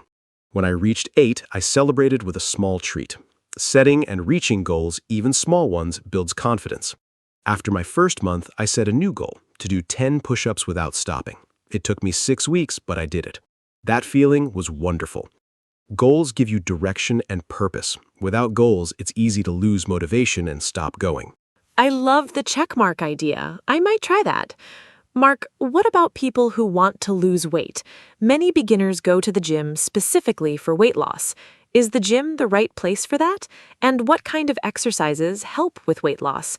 I know that cardio burns calories, but I also heard that weight training is good for weight loss too.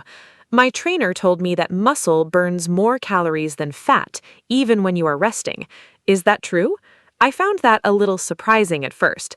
I always thought only running and cycling help you lose weight. What do you know about exercise and weight loss for beginners?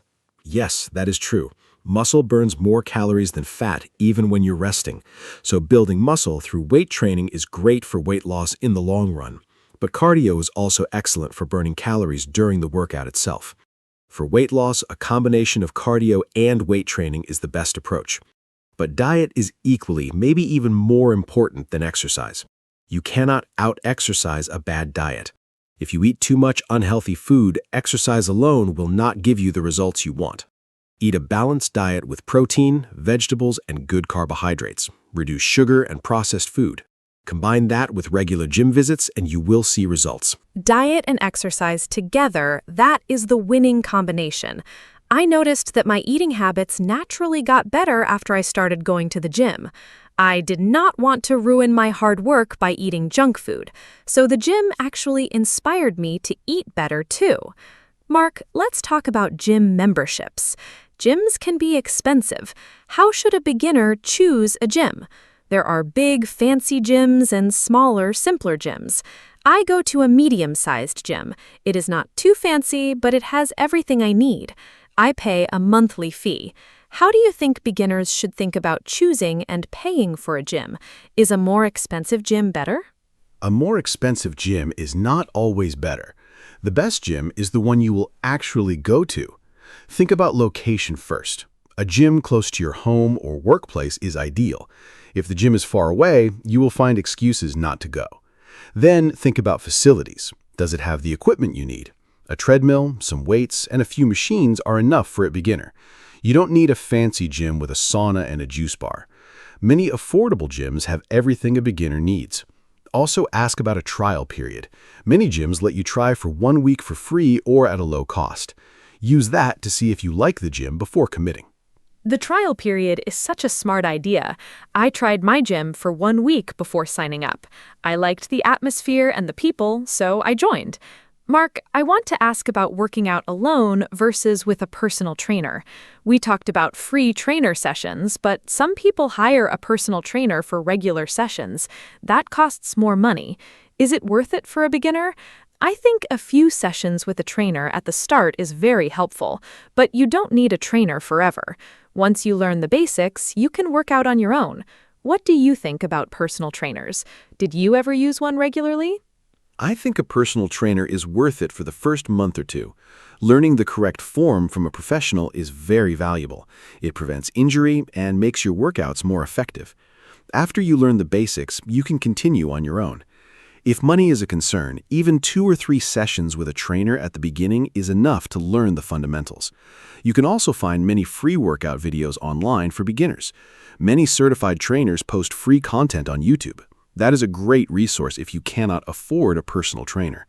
The important thing is to learn proper form before you start lifting heavier weights or doing complex exercises. Online videos are so helpful. I watch workout videos all the time. There are so many good ones for beginners. Mark, we have talked about so many great topics today. Before we wrap up, is there anything you want to say to someone who is thinking about going to the gym for the first time? Someone who is nervous and not sure if the gym is right for them. I want to give our listeners one final piece of encouragement before we end. I know how scary that first step can be, but I also know how wonderful it feels once you start. So, what would you say to a nervous first-timer? I would say just go. Don't overthink it. You don't need to be fit to start going to the gym. The gym is the place where you get fit. Nobody there is judging you. Everyone started somewhere. Walk in, look around, ask for help, and just try. You don't need to have a perfect plan or the perfect gym clothes. You just need to show up. The first day is always the hardest, but after that first day, the second day is easier, and then the third. Before you know it, going to the gym becomes a normal, happy part of your week. Take that first step. Your future self will thank you. What a beautiful message, Mark. Thank you so much for that. I completely agree. Just show up. That is the most important thing. We talked about so many things today: how to start, what to wear, what to bring, how to stay motivated, gym etiquette, setting goals, and so much more. I hope our listeners feel a little more confident about going to the gym after hearing our conversation. Remember, start slow, be patient, ask for help, and enjoy the journey. The gym is for everyone, including you. Thank you all so much for listening to our podcast today. It was so much fun to talk about this topic. Thank you, Anna, for hosting this wonderful conversation, and thank you to everyone who listened today. I hope we gave you some useful tips and maybe a little push to try the gym. Remember, fitness is a journey, not a race. Be kind to yourself, celebrate small wins, and keep going even when it's hard. If you have any questions or topics you want us to talk about in the next episode, please let us know. We would love to hear from you. Until next time, stay active, stay healthy, and keep smiling. See you in the next episode. Goodbye, everyone. Hello, everyone. Welcome to our podcast. My name is Anna, and I am so happy you are here with us today. This podcast is made for beginner English learners, and every episode is simple, fun, and useful. Today, we have a really exciting topic. We are going to talk about travel. Almost everyone loves travel, and talking about it is something you will do all the time in English. Whether you are planning a trip, talking to someone at a hotel, or just sharing your holiday stories, you need travel vocabulary and phrases. By the end of this episode, you will feel much more confident talking about travel in English. Let me introduce my wonderful co-host, Mark. Hi, Mark. Hello. Thank you, Anna. Hi to all our fantastic listeners. Yes, today we are talking about travel, and I am genuinely excited about this topic. Travel is one of my favorite things to talk about because it connects so naturally to real life. You can use travel English right away when you book a flight, check into a hotel, ask for directions, or order food in a restaurant in another country. For beginners, travel is also a great topic to practice because the vocabulary is very practical. Today, Anna and I will cover lots of useful words, phrases, and example conversations. So get comfortable, relax, and let's explore the world of travel English together. Let's start. Okay, so let's begin with the very basics. When we talk about travel, the first question is usually, where do you want to go? In English, we can ask this in simple ways. Where do you want to travel? Or where are you going on holiday? Or what is your dream destination? A destination is the place where you want to go. For example, my destination is Paris, or I want to travel to Japan. Other important basic words are a trip, a journey you make to another place, a holiday, time off when you travel or rest, a suitcase, the bag you pack your clothes in. Mark, can you give some more basic travel vocabulary? Sure. Here are more important basic travel words. A passport, the official document you need to travel to another country. A visa, permission from a country to enter and stay there. A ticket, the document that lets you travel by plane, train, or bus. A flight, a journey by plane. A hotel, a building where you pay to sleep and stay. A map, a drawing that shows streets and places to help you find your way. A tourist, a person who visits a place on holiday. A souvenir, a small gift you buy to remember a place. These are all very common words you will hear when you travel. Learn them. Those are great words. Passport, visa, ticket, flight, hotel, map, tourist, souvenir, all so useful. Now let's talk about how to plan a trip. When you plan a travel, the first step is usually to choose your destination. Then you need to book your transport. This means you buy your tickets in advance. I want to book a flight to Rome. Next, you book your accommodation, a place to stay. I need to book a hotel room for 3 nights. Then you pack your suitcase. You put your things inside. Finally, you go to the airport or train station. Mark, can you give some useful phrases for booking a trip? Of course. Here are some very useful phrases for planning a trip. I want to book a flight to London for next Friday. Can I get a return ticket, please? A return ticket means you go and come back. I need a single ticket to Madrid. A single ticket is one way only. I would like to book a hotel room for 2 nights. Do you have any rooms available? What time does the flight depart? Depart means leave. What time does the flight arrive? Is breakfast included in the price? Is breakfast part of the hotel cost? These are all phrases you can use when you plan a real trip. Practice them at home. Is breakfast included? I love that phrase. It is so useful when you stay in a hotel. Now let's talk about the airport, because for many travelers, the airport is the first big experience. At the airport, there are many important areas and words. Check-in. This is where you show your ticket and passport and give your big suitcase to the airline. Security. This is where they check your bags for safety. Gate. This is the door where you board, get onto, the plane. Boarding, when passengers get on the plane. Arrivals, where passengers come in from flights. Departures, where passengers leave for flights. Mark, give us some airport example sentences. Great airport vocabulary, Anna. Here are some useful airport sentences. Where is the check-in desk for flight BA204? Please put your bags on the belt at security. Your gate is number 14. Boarding starts at 2:30. Please have your boarding pass ready. A boarding pass is the document that lets you get on the plane. Is this the gate for the flight to Tokyo? The flight has been delayed by 1 hour. Delayed means it starts later than planned. The flight has been canceled, means it doesn't happen at all. My bag is lost. Can you help me? Said when your suitcase doesn't arrive. Very important to know. My bag is lost. I hope nobody needs to say that, but it is very important to know. Now, let's talk about hotels, because after the airport, the hotel is usually the next big place you visit when you travel. At a hotel, you check in when you arrive and check out when you leave. The reception or front desk is where you go to get your room key and ask questions. The room can be single for 1 person or double for 2. Other useful words: room service, food delivered to your room. A lift takes you between floors. Mark, what phrases can you give for talking to hotel staff? Sure. Here are very useful hotel phrases. I have a reservation under the name Anna Smith. A reservation is a booking you made before. Can I check in, please? My name is Mark. What time is checkout? Checkout is when you must leave the room. Can I have a wake-up call at 7 o'clock, please? Is there free Wi-Fi in the hotel? My room is too cold. Can you help? The shower is not working. Can I have an extra pillow, please? I would like a room with a sea view. Can you recommend a good restaurant nearby? Nearby means close to here. These are all real phrases hotel guests use every day.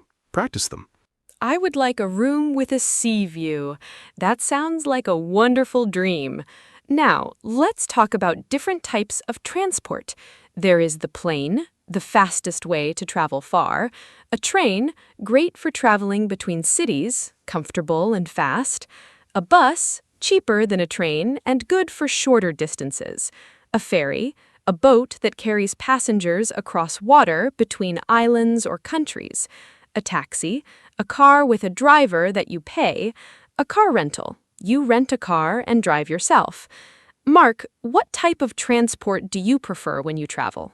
Great question.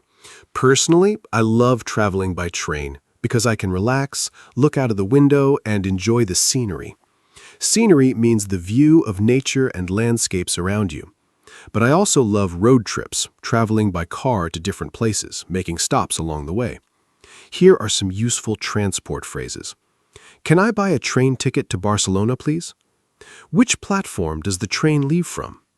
A platform is the area beside the train track where you wait. How long is the journey?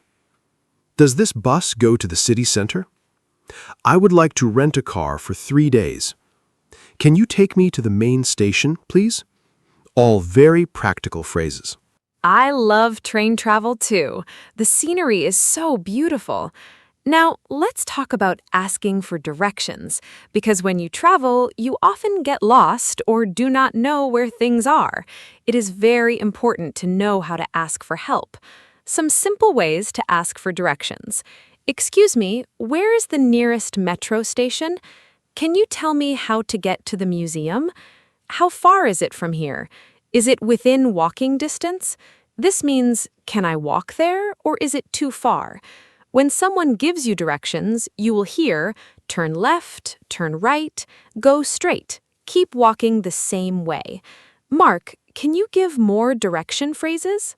Direction words are so important for travelers. Here are more useful phrases. Go straight ahead for 2 blocks, then turn left. The hotel is on your right. Turn right at the traffic lights. Go past the supermarket and turn left. It is just around the corner. This means it is very close. Take the second street on the left. The museum is opposite the park. Opposite means directly across from something. You can walk there in about 10 minutes. Take the underground or subway to the next station.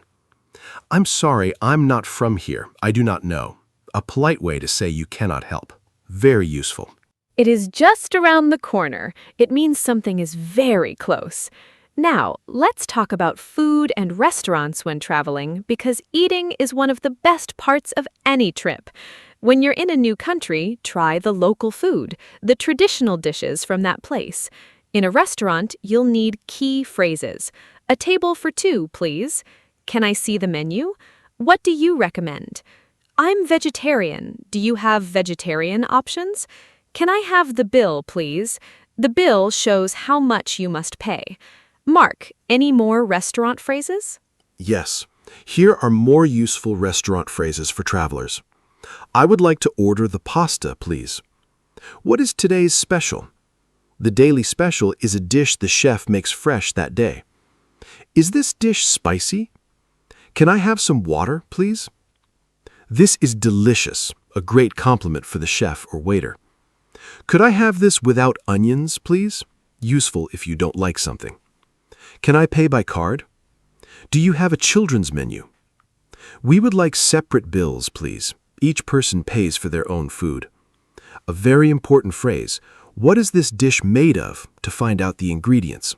Always ask if you have food allergies. What is this dish made of? A smart question if you have food allergies.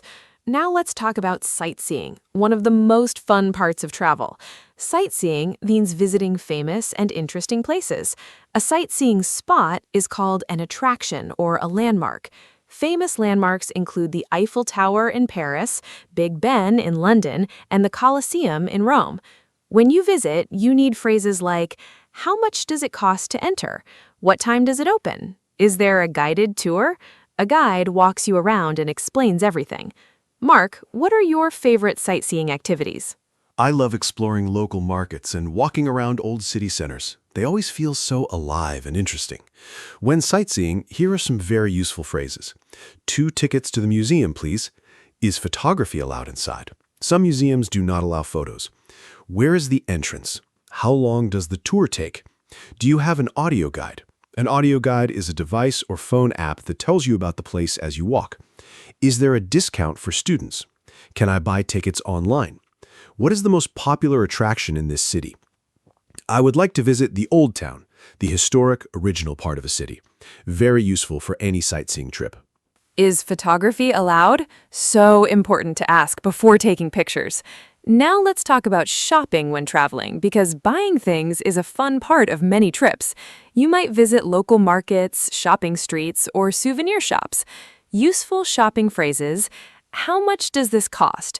Can I try this on to see if clothing fits? Do you have this in a larger size? This is too expensive. Do you have anything cheaper? I will take it when you decide to buy something. Can I pay in cash? Where can I find a pharmacy? Mark, more shopping phrases? More shopping phrases for travelers. Do you accept credit cards? Can I get a receipt, please? A receipt is a piece of paper that proves you paid. Is there a tax refund for tourists? Some countries give tourists money back on shopping tax. Do you have this in a different color? Can you gift wrap this? Is this a local product? Good when buying souvenirs. Where's the nearest shopping center? Do you have a sale on? A sale means lower prices. I'm just looking, thank you. A polite way to say you are not ready to buy. These phrases make shopping abroad very easy. I'm just looking, thank you. I use that phrase all the time. Now let's talk about money and payments when traveling, because when you travel, the money is often different. In Europe, many countries use the euro. In the United Kingdom, they use the pound. In Japan, the yen. You need to exchange money. Change your home currency for the local one. A currency exchange is the place to do this. Useful money phrases. What is the exchange rate today? Can I exchange euros for dollars? Is there an ATM nearby? An ATM gives you cash. Mark, more money phrases? Yes, money and banking are really important for travelers. Here are more useful phrases. I would like to withdraw some cash. To withdraw means to take money out. Can I use my debit card here? Is there a fee for using this ATM? My card is not working. Can you help? How much does this cost in euros? Do you take foreign currency? Some shops accept the money of other countries. I have traveler's checks. Traveler's checks are a safe way to carry money abroad. Can I get change for this note? A note is paper money. A very practical tip, always tell your bank before you travel so they do not block your card. Tell your bank before you travel. Such very practical advice. I forgot once and my card was blocked on the first day. Very stressful. Now let's talk about making conversation with local people, one of the best parts of travel. Simple conversation starters. Excuse me, do you speak English? I'm a tourist. Can you help me? I'm visiting from South Korea. This is my first time here. I love your city. What do you recommend? What is the best time of year to visit? Mark, can you give more phrases for friendly conversations with local people? Meeting local people is the best part of travel. Here are more friendly phrases. How long have you lived here? What is your favorite thing about this place? Are there any hidden gems nearby? A hidden gem is a wonderful place few tourists know about. What local dish must I try? Is this area safe for tourists? I'm staying here for 1 week. I'm traveling alone. I'm traveling with my family. Is there a local market to visit? Thank you so much for your help. And when someone is extra helpful, you made my day. They made you feel very happy. You made my day is such a warm and friendly expression to know. Now let's talk about common travel problems, because not every trip goes perfectly. Sometimes things go wrong and you need to ask for help. Common problems include a delayed or canceled flight, a lost bag, feeling sick, or losing your passport. Useful phrases for problems. I need help, please. I have lost my passport. I feel sick. Is there a doctor nearby? My bag did not arrive. I missed my train. What can I do? Where is the nearest hospital? I need to contact my embassy. Mark, can you give more problem-solving phrases? Problem phrases are so important. Here are more useful ones. I do not understand. Can you say that again more slowly? Can you write it down for me, please? Can you call a taxi for me? I am allergic to this medicine. Do you have something else? My phone battery is dead. Can I use your charger? I have lost my wallet. I need to make an emergency call. Is there a police station nearby? Can you help me find my hotel? Here is the address. I do not have travel insurance. Travel insurance helps you pay for problems on your trip. Can I use the phone? These phrases could help in a real emergency. Very important to know. Travel insurance and emergency phrases, so important. Now let's talk about accommodation, because there are so many different types of places you can stay when you travel. We already mentioned hotels, but there are other options too. A hostel, a cheaper place to stay, often with shared rooms.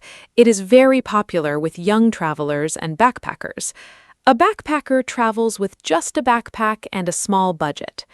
A guest house, a small family-run place, often cheaper and more personal than a big hotel. An Airbnb, renting someone's home for your stay. A resort, a large hotel, often by the beach with activities included. Mark, what type of accommodation do you prefer? I love different types depending on the trip. For a relaxing holiday, I enjoy a resort by the sea. For a budget city trip, a guest house or Airbnb is perfect. You experience the local area more closely. Here are useful accommodation phrases. I would like to check in, please. Can I have a quiet room? Does the room have air conditioning? Is there a safe in the room? A safe is a locked box for your valuables. Can I leave my luggage here after checkout? Is parking available? Is the hotel near public transport? All very practical questions.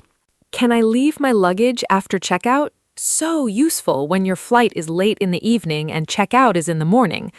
Now let's talk about weather, because it can completely change all your travel plans. Always check the weather forecast before you travel.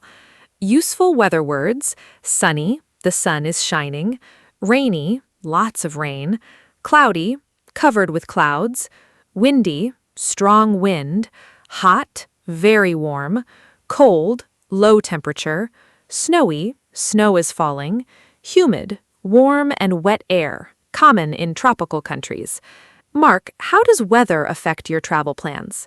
Weather really does change everything when you travel. I always check the forecast carefully before packing my suitcase. For hot and sunny weather, I bring light clothes, sunscreen, and a hat. For cold or rainy weather, I pack a jacket and umbrella. Here are useful weather phrases for travel. What is the weather like in Bangkok in July? Is it the rainy season now? Should I bring an umbrella? The weather is perfect for sightseeing. I was not expecting it to be so cold. There's a storm coming. Should I change my plans? What is the best season to visit? Very natural. What is the best season to visit? Such a useful question. Different places are beautiful at different times of year. Now let's do a fun activity. Let's imagine we are planning a trip together. Mark, let's pretend we are two friends planning a holiday. I will start. So, Mark, where should we go for our next holiday? I really want somewhere sunny and warm. Maybe the beach? This kind of role-play conversation is great practice for our listeners. Try to do this with a friend at home. Think of a destination, talk about transport, accommodation, food, and activities. Real conversations like this will help you remember vocabulary much better than just reading from a list. Ready, Mark? I love this idea. Let me play along. Great idea, Anna. How about Thailand? It's sunny, warm, and the beaches are beautiful. We can fly there directly from our city.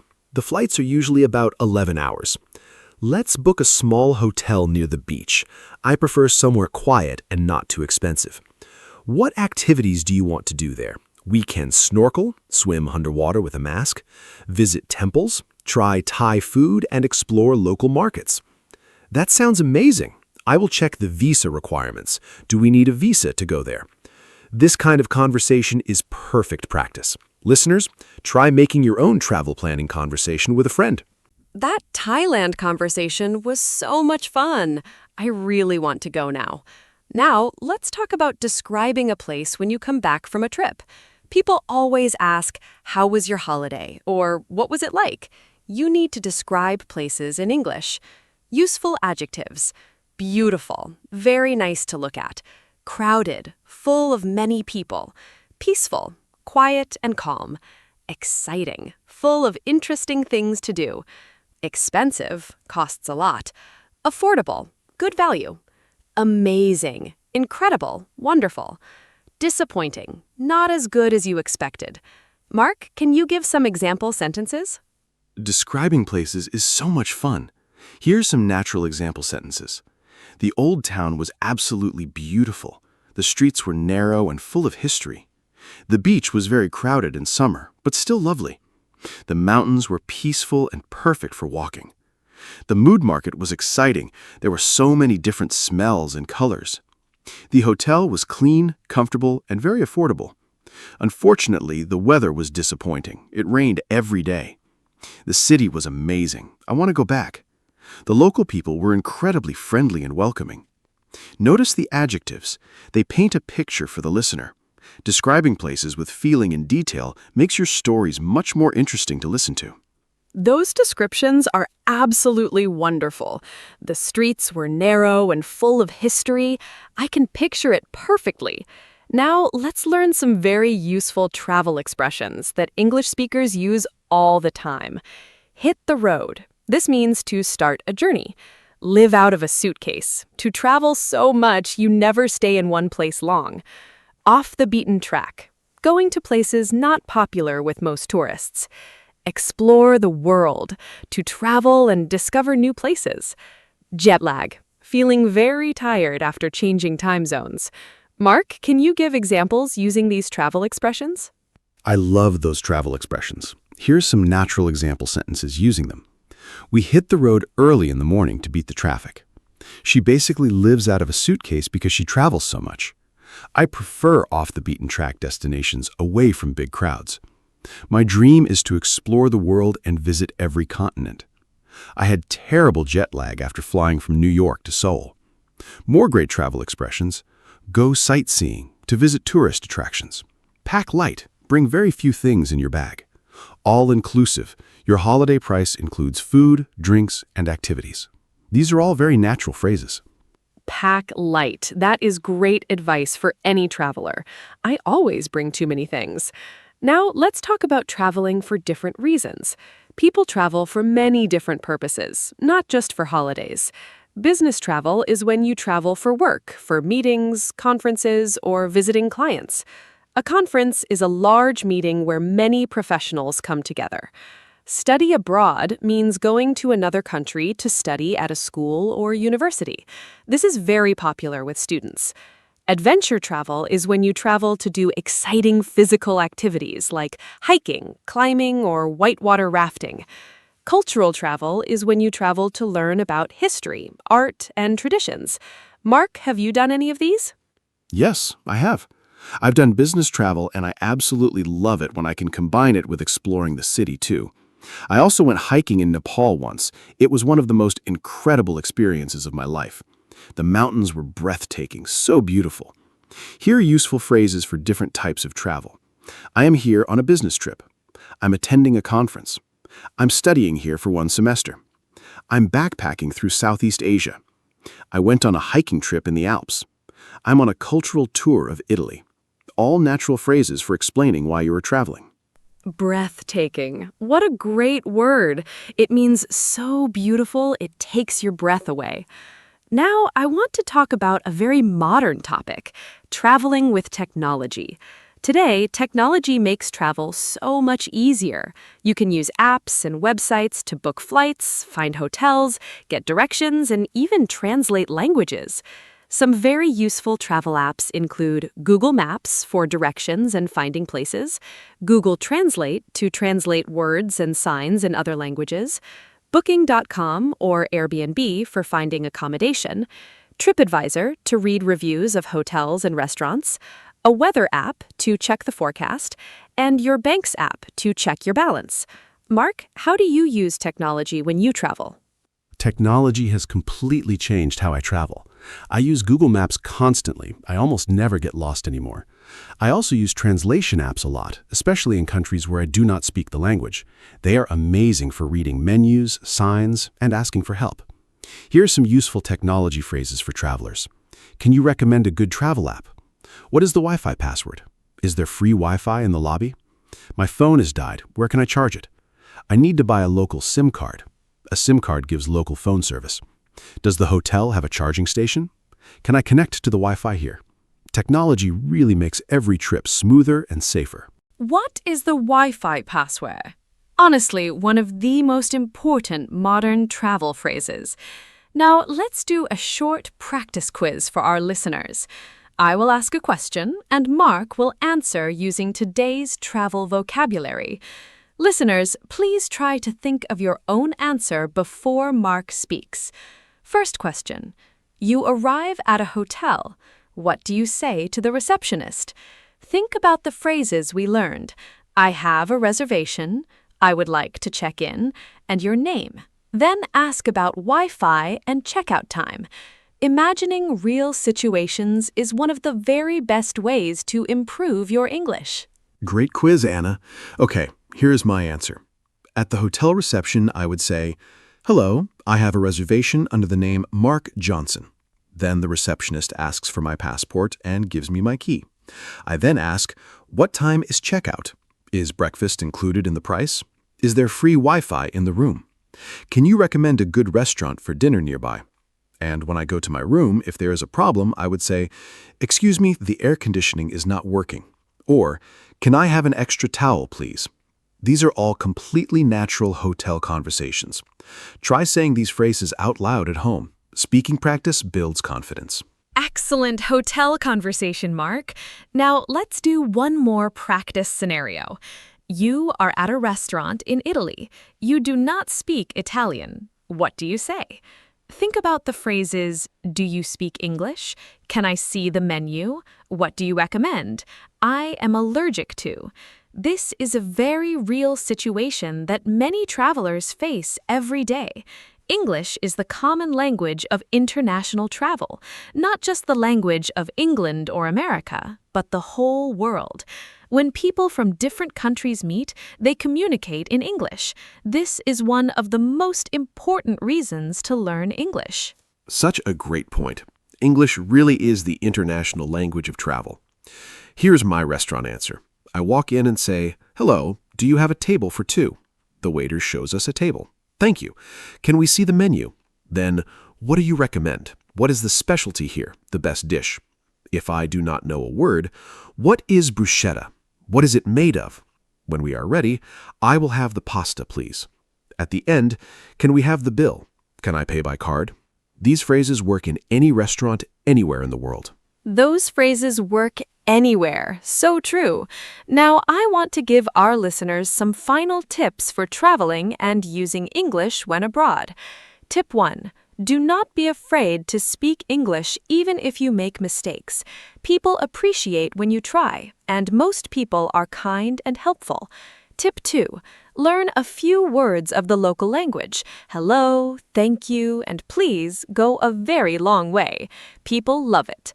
Tip 3. Carry a notebook and write down useful phrases. Tip 4. Use apps like Google Translate when you are stuck.